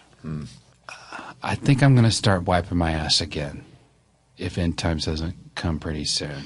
I know I said end times is coming. I'm not going to wipe my ass anymore. I know. Why? Why do it? Who cares? Yeah. Well, that's exactly right. But now I got hemorrhoids. People are starting to say, what smells like shit? No. And I don't know if end times is coming. Can I tell you soon. what's really happening? Is you are losing faith. That's what's happening. Tell them. Hemorrhoids, that's nothing. People asking, why does everything smell so bad? Those people don't get it. They don't have faith. They're literally not saying it smells so bad. They're saying something in here smells like shit. And I'm a man of God. I'm always honest. And I say, that's me. Good. Because when I shit, I don't wipe my ass anymore. Right. Because end times. Do you send the message that you're not wiping because end times is approaching? Yeah. There we are. It's pretty much here, so... Yeah, but I'm starting to. It's been a couple of weeks now, right? And it's not here. Well, my girlfriend, don't know who promised you that end times was going to show up at an appointed time that's convenient for you, because that is not how God is working today, my friend. That is not how God works. That's right. You understand? Amen. Are you hearing me at all? Are you not being affected by this at all? Listen, you know that I've said that I'm going to have nothing but ice cream. That is all I'm eating is ice cream until the end times come, because why eat anything else? Mm-hmm. And it has not been easy. No. My digestive system doesn't like that very much at all. That's a lot of lactose. It's a lot of cholesterol. It's a lot of cholesterol, but I'm not worried about cholesterol. Of greater concern to me is that my skin does appear to be turning yellow. I don't know what that is. You also don't wipe your mouth. You got like chocolate ice cream. I've got chocolate all over in these clothes. I have not changed these clothes, and I have had a number of incidents where I have spilled chocolate on myself. And I could say something smells like shit around here, but it goes without saying. So maybe the people that you are conversing with, maybe they should get on board. And because it's going to smell a lot worse during end times. Oh, yes. Oh, yes. It is. Oh, this is, we better if you can't tolerate the smell of shit, then you are in trouble for end times. It's going to be I'm going to start saying that. That's kind of clever. When somebody says to you something in here smells like shit, what they are really saying is, I do not believe in God. I do not accept Jesus as my Savior. I am prepared to be plunged into a lake of fire. That is what they better get used to the smell of sulfur is what they should be used to. Yeah. They'll want that shit protecting their You said asshole. something powerful there. You said something powerful. Thank you. Well, what about you, Robert? Aren't you affected at all by the end times not actually coming as fast as we thought? As you can see, I haven't gotten out of bed in months. Yeah, it's not fair we have to have our meeting in your bedroom all the time. We all pick our different things. And, I'm covered in bed sores, and there's probably many microscopic and larger things in my bed. No doubt about it. Nibbling on my flesh. I can see these things. But I know for sure I'm going to be all right because I can take it. Because when end times comes, it's going to be a lot more nibbling on my flesh than in microscopic organisms. So I might smell like the devil, but I know the devil ain't going to be smelling me. Oh no, all those people out there taking showers and getting out of bed and eating fruits and vegetables and meats and grains and wiping their asses, they are so high and mighty now. But when the devil gets a hold of them, they are going to regret all of that. They're going to hell, each and every one of them, and they're going to smell clean until they're dipped into the pits of hell. And then all will be for naught. 3 years later. Bobby, open up. I can't move. Well, the door's not opening. Like is that your leg? I can't. Let me pull the string. There it is. Oh my God! It smells worse than me in here. That goes without saying. That goes without saying. Andy can't even fit in your room anymore. He's good by the window. Oh boy! Oh, my legs are rotting. Mine too. I have no back skin. We cut to a year later. Now all 3 of them live in this room. When is my ice cream delivery? When is my ice cream delivery? I need a shit. I've merged with my mattress. I don't know where my skin ends and the mattress begins. They become this fucking 6-eyed blob. We got to end times. It's like 2 years later, and it is this rolling kind of apocalypse. It's like, and people are running from it, and they're trying to find shelter. And this nice young couple who's been keeping healthy up to this point in times runs. Let's hide in here.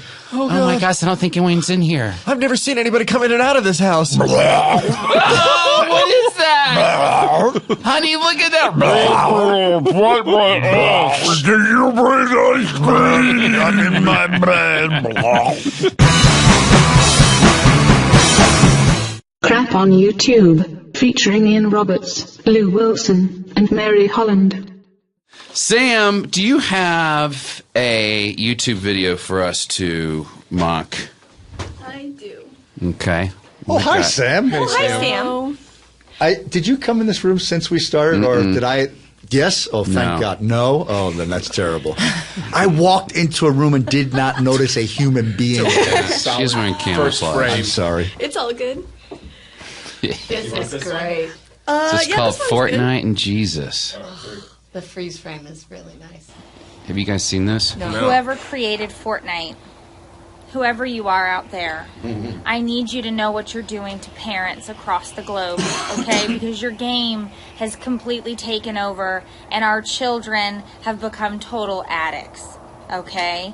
And I know that it's my job to make sure I know how many hours a day he's playing and this, that, and the other thing. I get that. I'm monitoring, okay? But this child is continuously coming to ask me for money to buy virtual products in your game. Virtual skins, virtual jackets, virtual dance moves. These things that are not tangible, that nobody's actually going to get. It's just some made-up thing in a game. And then he says to me, well, Mom, there's only 13 hours left. Or I'm not going to be able to buy this skin. I have to do it now. They're going to take it away. I won't be able to do it. It's a one-time only sale. I have to do it now.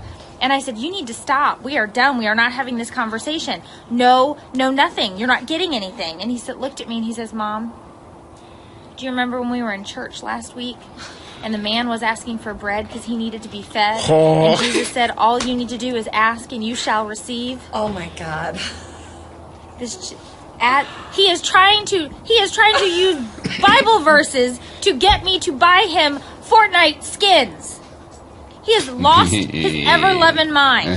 I would really like the people who created this Fortnite to call me, because we need to talk about what you need to do for us parents, because this game is driving us up a wall. I know you're all billionaires now, okay? But you need to do something for us, because this is making us crazy. This Fortnite, we got to do something. We got to make a deal here, okay? I know it's not going to go away, but somebody from over there, call me. We got to make a deal, all right? Because I can ask and you shall receive. Ask and you shall receive. He has lost his ever-loving mind. I am so done with Fortnite. Wow. Oh, apostles. Did you guys hear? Did you guys hear about Jesus? Whoa, no, what is it? What is it? Dude, he has the coolest, I don't even know what to call it, like some bonus system. Like if you spread the word to 4 people, he'll give you a beard. What? Like a designer beard. I've been trying to grow a beard for years. I know, mine comes in patchy too. Wait. But I spread the word to 5 people, and all I need to do is 4, and I told him about it. He goes, you get bonus beard. And he just zapped it on there. Like we should get beards already because we walk around with them everywhere he goes.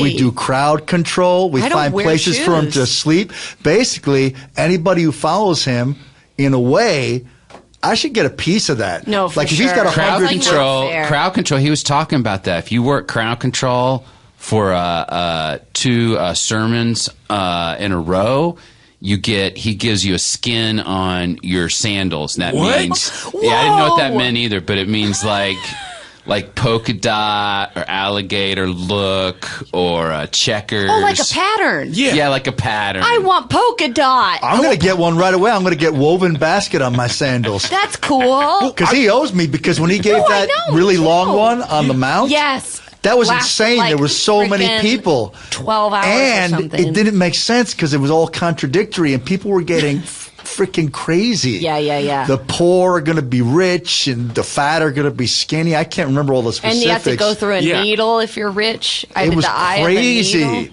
Shouldn't you just want to spread the word because you believe in the word? Jesus! Should know the word. Jesus, you created you created the system of points and rewards system. I was testing you. I do that. Jesus. Jesus, you sound like Mr. Rogers. He sounds like me. All right? I don't want to hear about him anymore. Peter the Time Traveler, what do you mean? Explain. Your references never make sense to us. You guys, look, it's a lot to explain. Okay, God, where to start? There's a thing called a neighborhood. Okay, there's a thing. It's a bunch of hovels grouped together. Yes. Yeah, we get that. That's a very. We get that one. Your Holiness, we have been looking through one of the apocryphal books. Yes. It says that Peter the Rock was Peter the Time Traveler, and there are references in the text that suggest that he was. Yes. Peter talks about Google? Peter talks about Ubers? And we cut to the Council of Nicaea, where all the different versions of the Bible were basically put on the table. And it should be included. It is one of the greatest miracles recorded in the Bible. The Bible is confusing enough as it is. To have these time travel references is really going to lose people. Relate. There is no clarification between the differences of Uber and Lyft outside of color. This will confuse the masses. They will not be able to distinguish which ride-sharing system we are discussing. Guys, listen, I've been there, okay? Listen. We know. This is your fault. You guys, you know how crazy it gets. But the truth is, like, what we actually should just, like, stop this. We shouldn't have a version of the Bible out there. We shouldn't have a version of the Bible out there at all. You won't believe the things it's going to be used for. Yes. I'm saying how will people know what Jesus and God want people to do? But that's the thing, is that it will be all this stuff will be taken, and politicians will use it as a form of manipulation to get people to vote against their own interests and to maintain a certain social structure. What if it was just shorter? That's fine. Okay. So let me get this straight, Peter, because that's a lot to wrap my brain around. So you went to the future. I went to the future.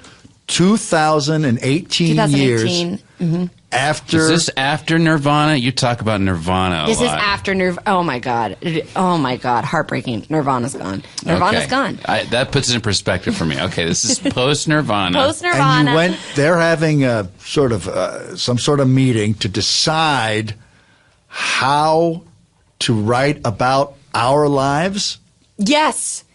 Yes. And they don't want you suggested not to even have us written about? Yeah. I was like, don't, you guys, here's the thing. Why? It's so selfish. It's not being That's selfish. my legacy. No. It's not your freaking legacy. If you're so legacy. fucking good and humble, Hey! then you what? What? Can we watch the language? I don't even know what that word means, but I know you said it's bad. It means sex and hey, oh no. It means it can mean sex and oh no. Sex with a neighbor's wife? Yeah, it means fuck and it means fuck.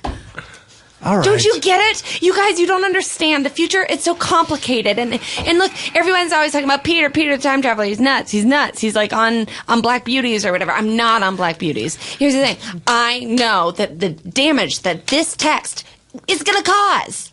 In today's reading, we hear Peter explain to them that it's fucking nuts. This can be difficult for us to hear.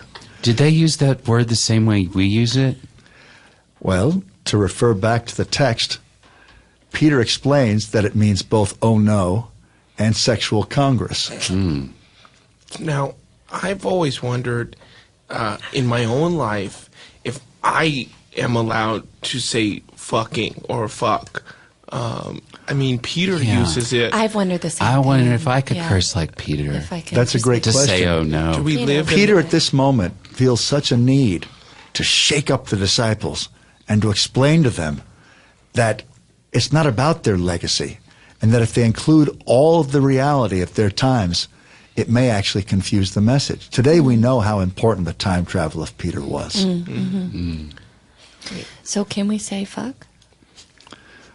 You can conditionally. What's the condition? The condition would be you are the follower of a Messiah. You need to convince your fellow followers that due to your time travel, you know that it wouldn't be a good idea to record your exploits. After it's very Bible specific. study school in the parking lot, I think that's bullshit what he was saying. Hey, What? watch it. Stop I don't it. think What are you you have to saying? have those certain parameters to be I mean, able it's to a curse. lot. I don't know that I can- How many people are time travelers? Messiah, Yeah. the time travel, I mean, like. the disciple Kurt Cobain did also use the word fuck. So I don't know.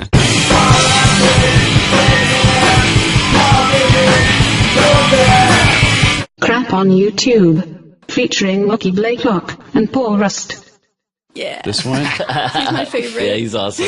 Oh, you know this? No. I like what I already see. Oh, you're already sold. Astro Pal Symbol here, and I'm making a video about how if he's real, God has no excuse to stay around everywhere since he is omnipresent and not reveal himself to anyone.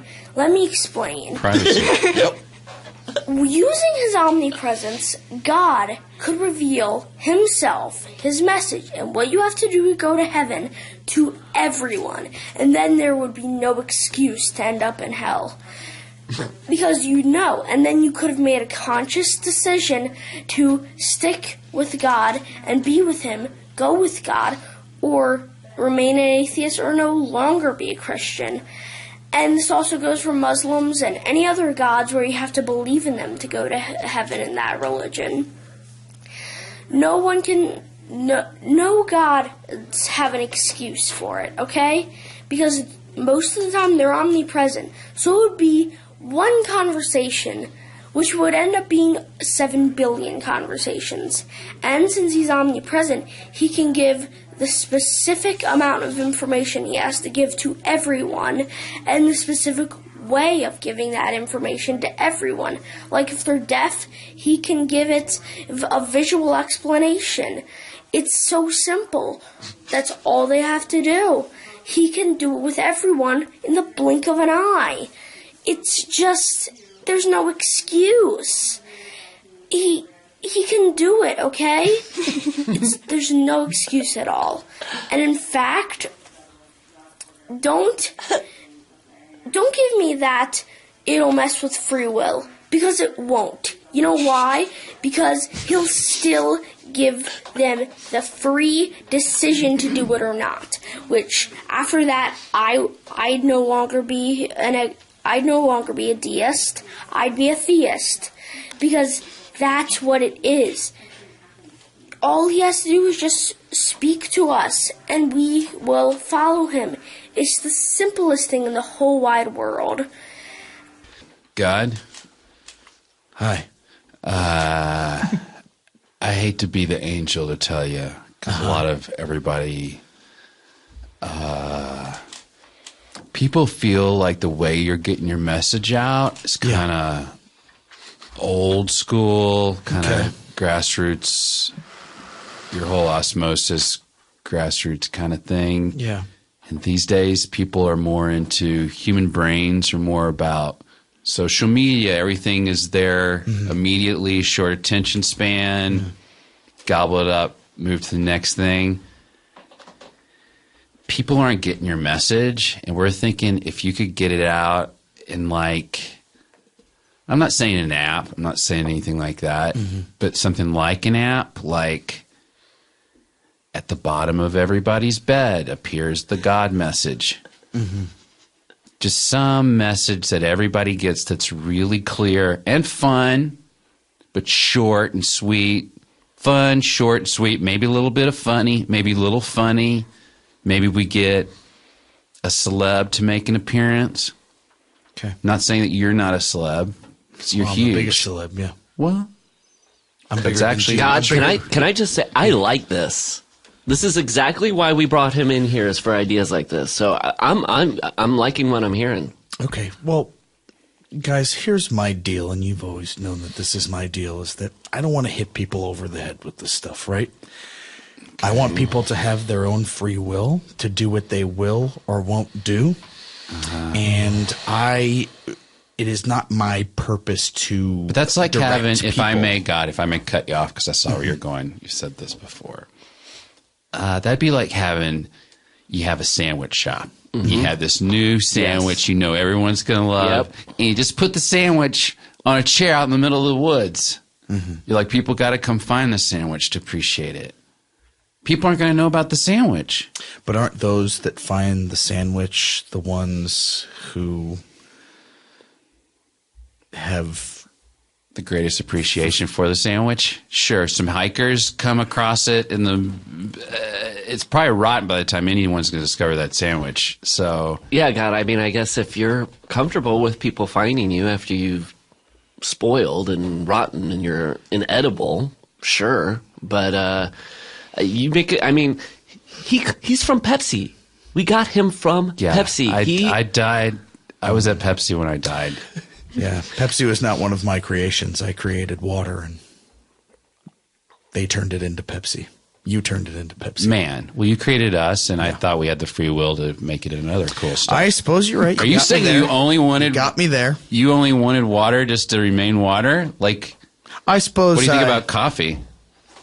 Using water to make coffee. If the human beings on Earth want to take the water that I gave them and turn it into whatever they would like to turn it into, that is their free will, yes. What about in bottles? Can they take bottled water and turn it into coffee? Okay, I see what you guys are doing here. You're trying to convince me that the people down on Earth are kind of messing it up down there and destroying it. There would be, if you could get rid of some of these commandments that don't make any sense anymore, like graven image, take out graven image. Let's slide in something about bottled water. There's a big water problem down there. If you could just make a more pertinent commandment. And if I may, God, you could take out one of the commandments, throw in a promo code. A promo for your message. code. Yeah, for your message. Just people, they get a code. They can get your message for free if they want to. And then they share it with a friend. Let's get rid of covet. People love to covet. Take out the covet. And we put in a little promo code. But does coveting not lead to violence? Look, I understand that maybe there are some changes that need to, some amendments that need to be made about the way that I did things exactly 2018 years ago. Okay. But if there's going to be one amendment, there needs to be 10. I'm just going to say that right now. It's going to be weird to just have an odd number of amendments. It's going to seem like to people you fucked up the first time. Okay, so you're saying something like, thou shalt not. You could be saying this right now, whatever the new one is. Mm-hmm. You could be appearing at the bottom at the of foot of the everybody. bed. Like there could be this little globe, like a God globe that gets sold at churches. You Mm-hmm. appear in the globe. But that would be an abuse of my power and an invasion of people's You got to get privacy. over this abuse of power thing, God. Yeah, you're you're the man. all powerful, and People like that respect about you. it. People love that about you. They kind of like you being. We've done some tests, a little bit of surveys, and they like jerk God. Oh, they like a bad boy. Yeah, they don't like benevolent. But they don't like a quiet jerk. No. They want to hear from you. Your about message is too you ambiguous. Think you think that the problems on Earth will get better if I am more visual and more vocal? You think? I'm willing to try it. It's kind of like a Simon Cowell God is what we're looking for. Yeah. Like critical and mean, but people go, but he has a point there. Yeah, he's saying what we actually feel, so we'll cut him a break. Do you need to have a sit down with Simon Cowell? He can guide you if you can. I mean, if he's available, I'd be willing to. I mean, you created him, but you still can learn from him probably. Right. I mean, if he has the time, I can carve out some time. Yes. Okay. Well, just a heads up. He's on his deathbed. He's very ill. So Well, you could do something about you that. can heal him if you want to. That's up to you. But he has a very difficult time talking because of the tubes.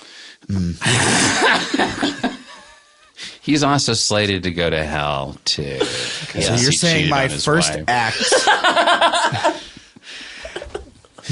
act, in this new phase of my governing the world is getting information from, and then potentially saving Simon Cowell. Yes. Yes. Is that what you were saying? I think that's what we're all saying. Okay. I thought you were just saying it was going to be hard to understand him because of all the tubes in his mouth. Well, I'll be able to understand him because I can hear his thoughts. It's Sure. ESP thoughts. Sure. Yeah. And God, when you go meet with him, here's a black shirt. Give it to him. I think he'll appreciate the gift. Wow, black. He loves black shirts. I remember when I created this color. That's right. What day was that? Day one. Oh. Wow, day one was color. Well, we started I thought from you nothing. We started from blackness. Yeah, exactly. So then it wasn't your idea. It was already there. You stole the one idea. Tomato. Start with that. Start with you admitting that you didn't actually admit blackness. I mean, that was there. Okay.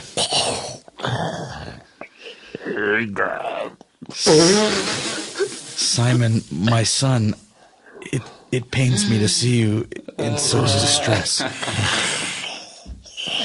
We also see Randy and Paul are there. Hey, guys. Hey, dog. Oh, Paula. Randy and Paula, God, thank you for joining me on my last few minutes on Earth. God, what can I do for you? Well, Simon, I wanted to come here and actually ask for your advice. I've been... Is this about that abortion I got that I paid for? No. Me and John Mayer went crazy a few years ago. Yeah. Knocked up everything I left and saw right. the whole thing. Yeah, I am omnipresent, and I did see the whole thing. You are forgiven for that. The thing is, when we were on tour, and we became friends with an abortion doctor, and he said he could hook us up, so then we just went wild. Right. Save your energy, okay? Okay. I wanted to come down here and talk to you before you passed. I've been consulting with some outside help up in heaven. I wanted to get some advice maybe on how to maybe be a little bit more vocal in critiquing the people of Earth and what they're sort of the bad things that they're doing. I don't know if you can give me any advice. And I'll keep you alive because you're about to go in about a minute, but I can keep you alive for a few more.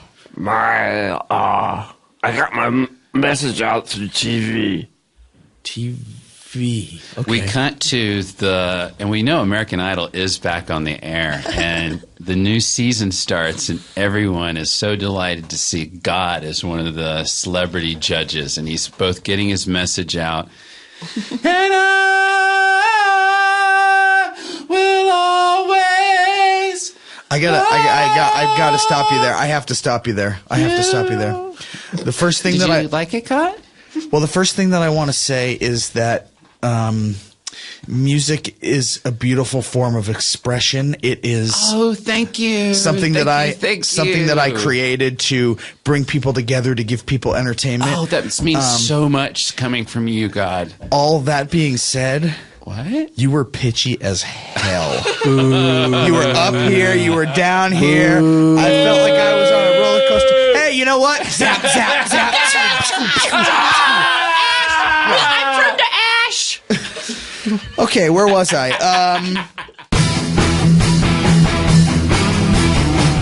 Let's listen to another song featuring Hopalong, Dan Lippert, John Mackey, and Seth Morris.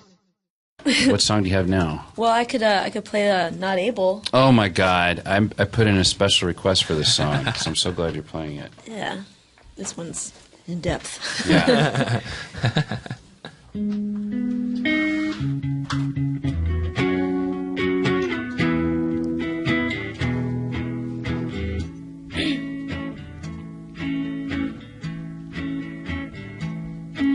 The whole town lined up outside the tent. What those kids thought they saw. Do you really want to remember this? Today think of all the alien shots in the dark that one time all at once coexisted.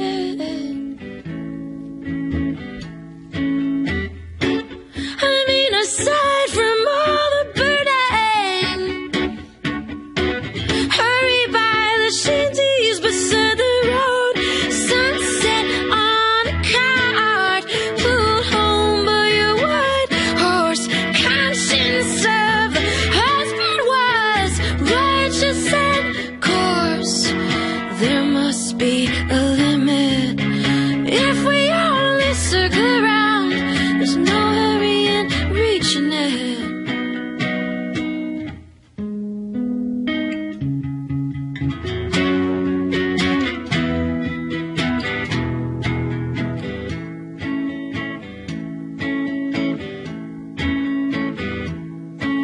Shared blood stain, and yet it was not Abel but Cain who got to hear the voice that for so long had been a stranger. Not one word of all the time they spent growing up brothers. Even love, yes, even love, yes, even love, something to lose. What if the details that were suddenly shared? Tender moments, siblings keep secret. Sunset on a time when no words could be spared. Unknowing mother rock soft in her chair. There must be a limit. This has happened. This will happen. This is happening. Voice on the radio again. Strange to be shaped by such strange men. It's the hottest summer again. Strange to be shaped by such strange men. Where we go, where?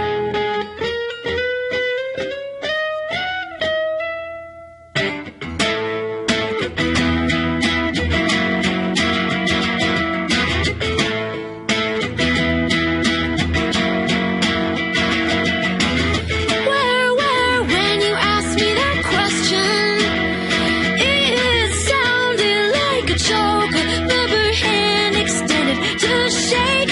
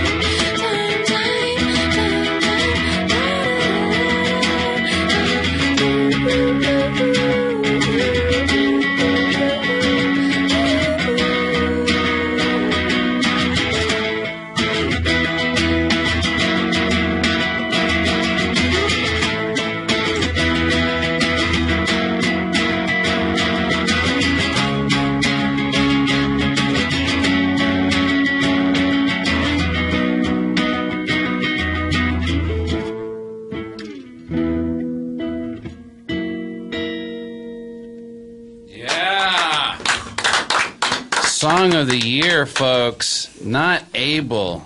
I love that song. Thank you. It's such a mystery what it's about to me, though. I've listened to it 100 times. I'm almost afraid to ask. Some of the lyrics seem dark. They're kind of all that way. They all get kind of dark. But tell us, what's this about? It seems like there's first off,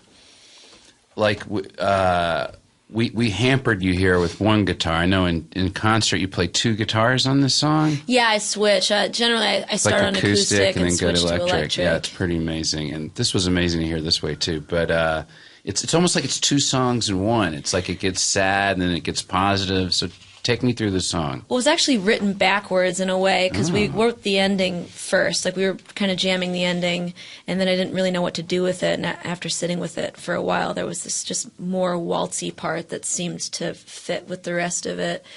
But yeah, I read this book that I got really wrapped up in called A Time for Everything, and it basically goes into a lot of stories from the Bible and examines them in a much more naturalistic kind of way, and one of the stories it gets into is the story of Cain and Abel, and I really like how it just kind of, because the Bible's so cut and dry. It's like, and then he killed him. It's like there's no reasoning behind it except just it's just very blunt.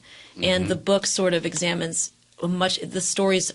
It take their time, like it's just chapters and chapters of the nuances between the brothers, like little everyday happenings. And so it's fictional. It's not based on any history that they've looked into or anything, is it? No, I mean, it's fictional. It's right. Based on the idea that well, first of all, just like without question, God exists, and then that angels exist. Like the story, it's sort of like remind us of the story of Cain and Abel.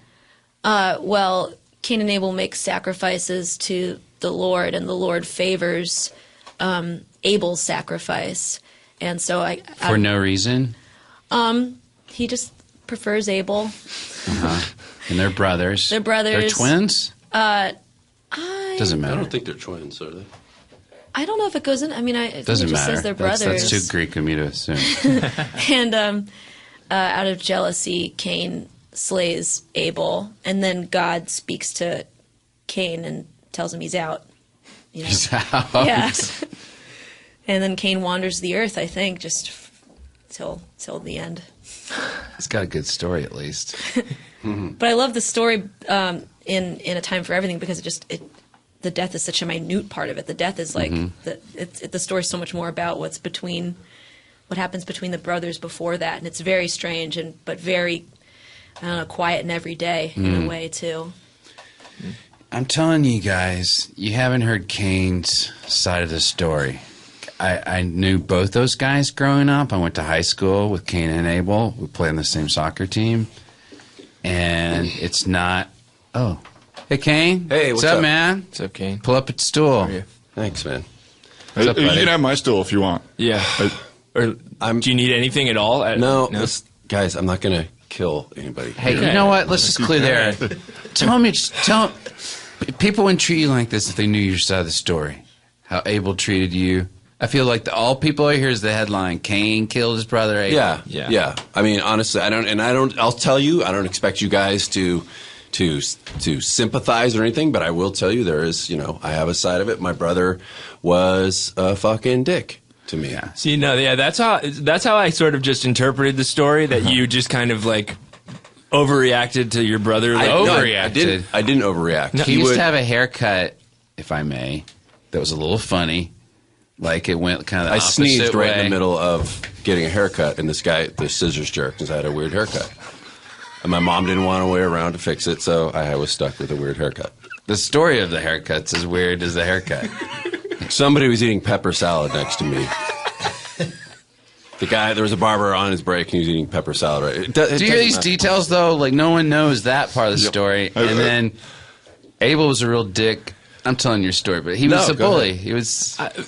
He was a total... So I think brothers bully each other sometimes. I mean, me and Craig, we have a really, antagonistic relationship, too, right? We, hit each other. I've hit him. I've thrown a baseball at him from, 6 feet away, and he didn't kill me. That's all I'm saying. He hit his brother with a...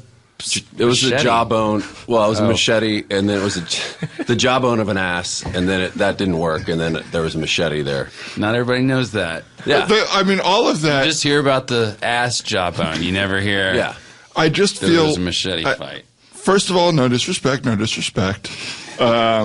I feel like it's almost sociopathic to even get the jawbone of an ass. Yeah, I agree. You know, did you find it or did you kill an ass also? We were at one of those cool, I don't know what you call them, those vampire shops that have all the, like, bugs, you know, like one of those goth shops. Those goth shops. I don't know. It's like everything's like fucking Anne Rice. Yeah, there's one in Haight-Ashbury. There's some like sad 50-year-old guy with a roommate that works there that's like telling you what all this they got stuff Klingon is. swords and shit like that. Yeah, that kind of stuff. We happen to, my grandmother got us one of those because I was interested in archaeology at one point. Okay. So it's just laying around. Well, and then here's the real thing. I'll be honest with you. Abel was like, speaking of archaeology, he kept teasing me. He said that Crystal Skull is the best Indiana Jones movie, and that was the last fucking straw for me. You killed him because he liked Crystal Skull. Have you seen Crystal Skull? It's bad. It's bad. It's a bad movie, but it's not. It's one of those movies you can watch for the entertainment value. Though, you right? peed on his grave at his funeral. Yeah, I had to take a piss. So that wasn't even of disrespect. That was just you couldn't hold it There's anymore. not a bathroom. See, this is another example. You guys don't have the full story. There's not a bathroom that was operating that day. Nobody thinks about this. Where are the bathrooms at cemeteries? Yeah, I mean, where are they? It's a fair point. There aren't bathrooms. They're probably at like the sales office or wherever you buy your grave. Yeah, plot. the main morgue. Yeah, connected to. That's where it was, but it wasn't operating that day. So it's easy for you guys in retrospect. To But that's say, not all. He peed on your brother's grave. Can I tell you something else? He would also, just to piss me off, we'd be eating next to each other, and he would bite on his fork and like scrape it through his teeth. Yeah. Oh, yeah. I do hate on that. purpose. Oh, on purpose. Yeah. I hate just that. to bug you. Just to bug me. Yeah. Just to bug him. Can I just say this? I do hate these things. But for me, it's almost a better story that you were jealous that God loved him more than he liked a movie more than the other. That has nothing to do with it. No. God loves everybody. Such a small part of the story. Okay. So that's not, you didn't care that God, but what's God like, by the way? He's cool. He's super cool. Yeah, I never asked you. Yeah. Like when he was scolding you, was that scary? I mean, of course, because it's God, but I mean, he's super chill. Did he use like a deep, he's chill. He's super chill, yeah. He's just like, look, man. Oh, yeah? You fucked up. So he didn't even yell? No. Not. I almost wish he yelled. Yeah. As the worst. God's cool. He rides a longboard. Are you sure that's not just how he appeared to you? Because that's how you understand him? He rides a longboard. He has like every day he has a different beer shirt, like a different microbrew shirt. I think it's how you understand. Because and he's got like long hair, but he's balding, and somehow he pulls it off. Like you can see his scalp up there. So seems like you're checking him out rather than listening to him. Didn't he like have some big lesson for you? He's got sinewy, supple muscles, but I'm not like checking him out. I notice him. Sorry, now I'm curious. What about footwear? What's God wearing? Is it just this? Why would he even need footwear? That's a good question. I don't know. He's got to be barefoot. You would think. No, he's got these. Well, I haven't even seen them. He's got these kind of sandals I've only ever seen on Instagram. You know, those targeted ad on Instagram. You're like, why aren't those at stores? I can't imagine. No. Yeah. I mean, I think you got off easy. You saw what to you is an awesome God. Yeah. And now you're just wandering the earth? Yeah, but I mean, I can't, that means I can't go home to get my stuff. Can you rent? Like, can you rent a place? Can I rent a place? Or do you always have to be in hotels? Yeah, but the God gave me a really shitty credit rating as I was walking out the door. So that makes it really tough. I have like you can't a 300. Just buy your own place just somewhere, maybe not buy in the city. With what? In this market? Well, I'm saying I could buy a place in like central Nevada. So you could settle there. You wouldn't have to wander. Yeah. I'm not going to do that. It's not so bad. I mean, this whole conversation has given Kane a little more depth for me. Yeah. But still. I don't know that I fully am empathizing with you. Oh, I have this babysitter, he pushed her down the stairs, too, and she broke her neck. Oh, wow. Sorry. It got dark right away. To punish you, God did that? No. He's just saying he was a dick. Oh, Abel did was that. A total dick. Wow. Yeah. Wow. Yeah. Oh, well, that's... Right. That's fair then. I mean, that's almost an eye for an eye. It's a little was more it? than that, It was intentional. Like he said something and then pushed her, or did she just kind of? He was standing there when she fell. No, he pushed her because Okay. she said that I look nice today, and she didn't say anything to him. So the babysitter favored you while God favored. I guess you could say Abel. that. Yeah. Interesting. Yeah. I don't know. It feels like we're gonna have to like spend a lot of time together. You know what I mean? And if that's gonna happen, I need to just have some sort of reassurance that like me like noticing something that's weird about you isn't gonna cause you to like, I don't know, slice my head off. How about you don't? Weird, man. Well, Setting up parameters for hanging out with him. Well, I just don't want to die, man. We're trying to start a pop punk band here. We're Yeah. going to be touring together. We're going to be spending a lot of time together. we're not gonna get a Can we be keyboard clear player. on where this is going? I want to do an opera at some point. Okay. Pop punk is fine. I don't want songs any longer than 2 minutes and 45 seconds, but eventually I want our They'll have body to of work connect. to lead to. Okay, I've just heard some of your political stuff, and it's a little two-dimensional. Do you want to do like a political opera? Two-dimensional? Yeah. Just like all your songs are... What's two-dimensional about Republican bad? So small and sentimental. Daddy giving the middle finger to the Kodak lens. Crap on YouTube, featuring John Gambling, Jill Zeri, and Curtis Quinn. Can we get another YouTube video? This one is called Santa Failed the Repel. Santa fail to repel.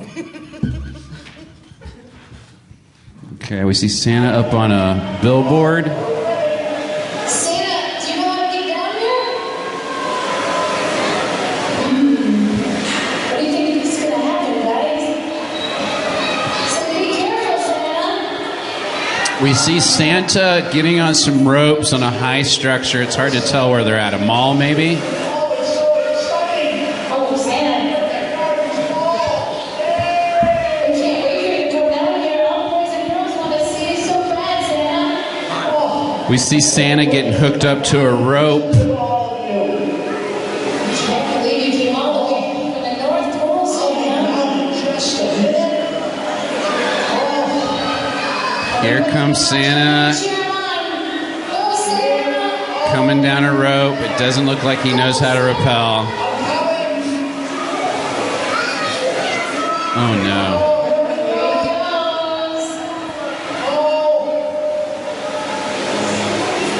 What the hell? Just a second, you guys are going to see Santa. Tell what you want for Christmas. We see Santa struggling with the rope. Now he's coming down. Whoa. It's pretty good.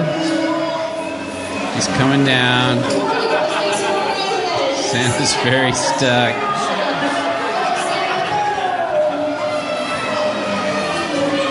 Is the rope stuck in his beard? Is that what's happening? Oh shit, the rope is stuck in his beard. Looks like the guy is like choking on his beard. Oh, he's panicking. Oh no. The beard is in his cinch. Oh!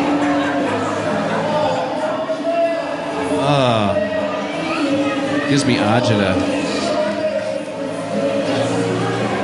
I would love to see a child's face right now.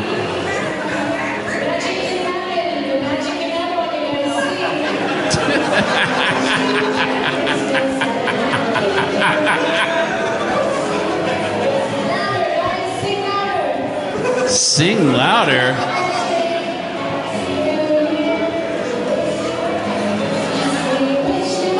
Yeah, show us a kid, please.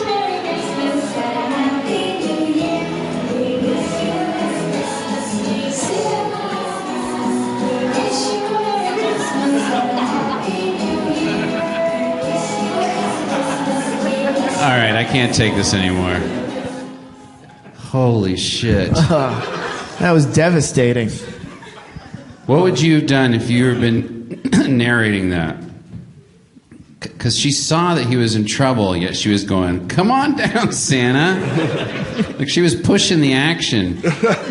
Maybe everybody turn around. Everybody turn around. Turn away. Turn away, yeah. That could have been bad. What if he had fell? Yeah. Or we didn't also- finish watching. We don't know what happened in the last 30 seconds of that thing. He could have fallen. But he was only, I felt like he was at like human. Well, that's what makes it 6 foot. funny instead of tragic. He falls the last 15 feet and breaks his pelvis. He doesn't die. Right. And we He has all to laugh suffer and through laugh it. and laugh.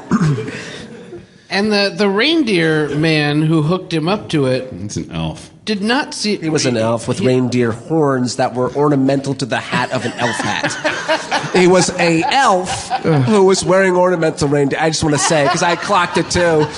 He was an elf. He had 40 ears. So frustrating. And he I had just felt horns on the hat. It felt like, you know, like when you get your zipper like caught on like the actual jacket part, like, and you're just like so frustrated. Oh, yeah. That's what it made me just pissed as opposed to like, I couldn't laugh at it. Well, he got the beard. I was like angry. He got the beard right through the big carabiner. Yeah. So that he couldn't feed the rope through. Yeah. He was wearing sweet Jordans, though, wasn't he? I was really surprised by that. We cut to a Christmas supply store. Can I get some help with some of these? What do you? I mean, it's self-explanatory, I think, but sure. Well, that's the thing. I'm supposed to get some elf hats, but all you have are these have reindeer antlers coming out of the elf hat. That's I right. don't get it. It's because the elves are wearing reindeer hats up at the North Pole as they make the toys to keep things interesting for themselves. I feel like this is something. It looks like a deer is wearing an elf hat. To me. No, it doesn't. Look. It does. No, it doesn't. It's like the antlers are poking through. It doesn't the look elf that hat. way. It doesn't look that way. Is everything okay, guys? What? Hi, sorry, I'm the manager here. I'm sorry, Everything Max. okay? This guy. I'm sorry, Max. This guy.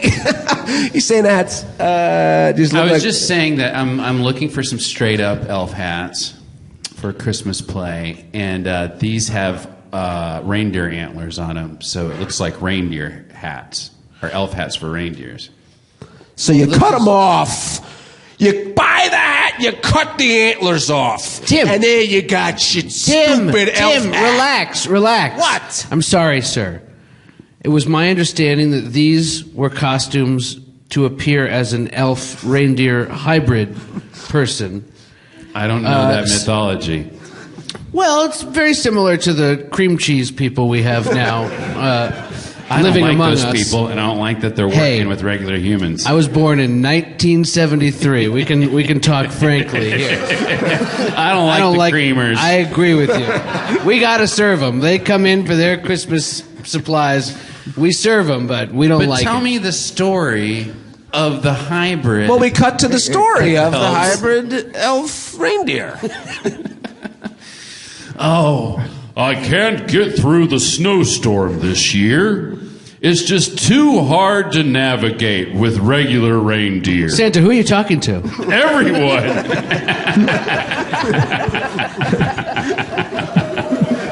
I'm always talking to everyone. All right, okay? right. Santa. What? I think I have an idea. What do you have? It's unorthodox. Some might call it sick, but it's something. This isn't one of your. But something I've been working on for quite some time, waiting for such a situation to arise, and I might present you my data that I've been collecting. This isn't another one of your creepy toy ideas, is it, Saffron? No, it's not. This one is far more interesting and engaging. The possibilities are endless. He opens a side door in the elf workshop. I never knew this existed. What's back here? I built it myself. This is a laboratory where I've been breeding elf and reindeer. What the goddamn hell? Santa, I told you I didn't like it when you took up with this necromancer. I'm not a necromancer. Dark blood magic has no place in the North Pole. It's science. It's real science. It's not science fiction, although there is a very fine line, I have to admit. Well, if it helps us get toys to good little boys and girls, there might be. We let that freak Rudolph help us that one year. Tell me more. How will these hybrids help us? Well, these hybrids can both build toys, right, and then also gore people with their horns. That's how you view reindeer? As they gore people? Well, they can also fly if that's what you prefer. Yes, they can also fly. In foggy conditions. They can fly. They make toys and fly. We can make elves obsolete within the year. We can make reindeer obsolete within the year. This invention of crossbreeding deer and elf. God, it looks Kill me! Santa! Kill me! Don't listen to him. He just needs training. He just needs training and education. I hate his own existence. I feed them candies and they're slowly listening to me. Toby, have a chocolate. Have a chocolate. Have another chocolate. He's good. He's a good boy. So Santa was convinced that he would try at this, and we cut to all the hybrids being chained up to, except for they have to use cattle prods and shit to get them to get into their reindeer. Get on there. Get on there. Obey, goddammit! Mommy, I went downstairs.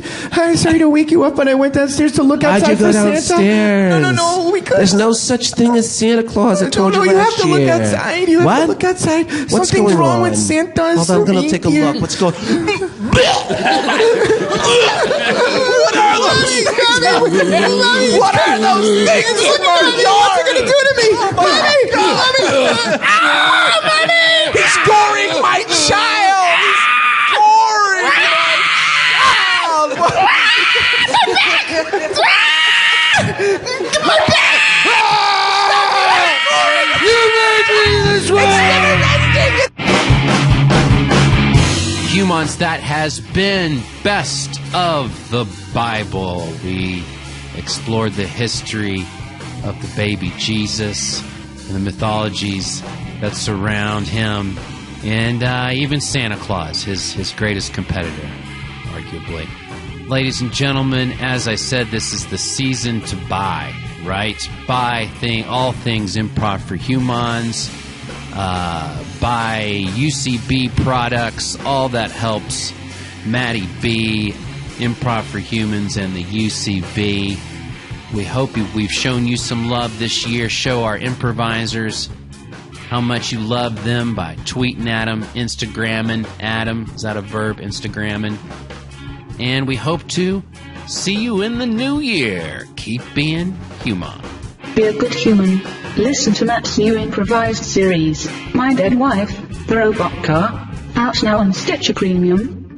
Check out Matt Besser's Patreon podcast called Professor Besser. Listen to Stolen Idea, Matt, Bobby and Brett's epic punk rock musical on Stitcher Premium, and tell your friends. Rate and review the show on Apple Podcasts. Tell your friends about the best podcast in the universe. Music by Dragoon. This has been Improv for Humans.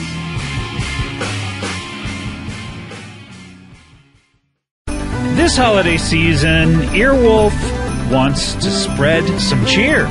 Cheerwolf, if you will. We've got special episodes all over the network just for you. Andrew T. and Tawny Newsom talk to Kulop Vile, I can't pronounce this, about holiday racism on Yo, Is This Racist? That sounds fun. Unspooled takes a deep dive into AFI's favorite Christmas movie, It's a Wonderful Life. Offbook has not one, not two, not four, but 3 holiday-themed musicals for you to indulge in? Surprise! All the special holiday episodes with special guests are out from behind the paywall as a gift to you.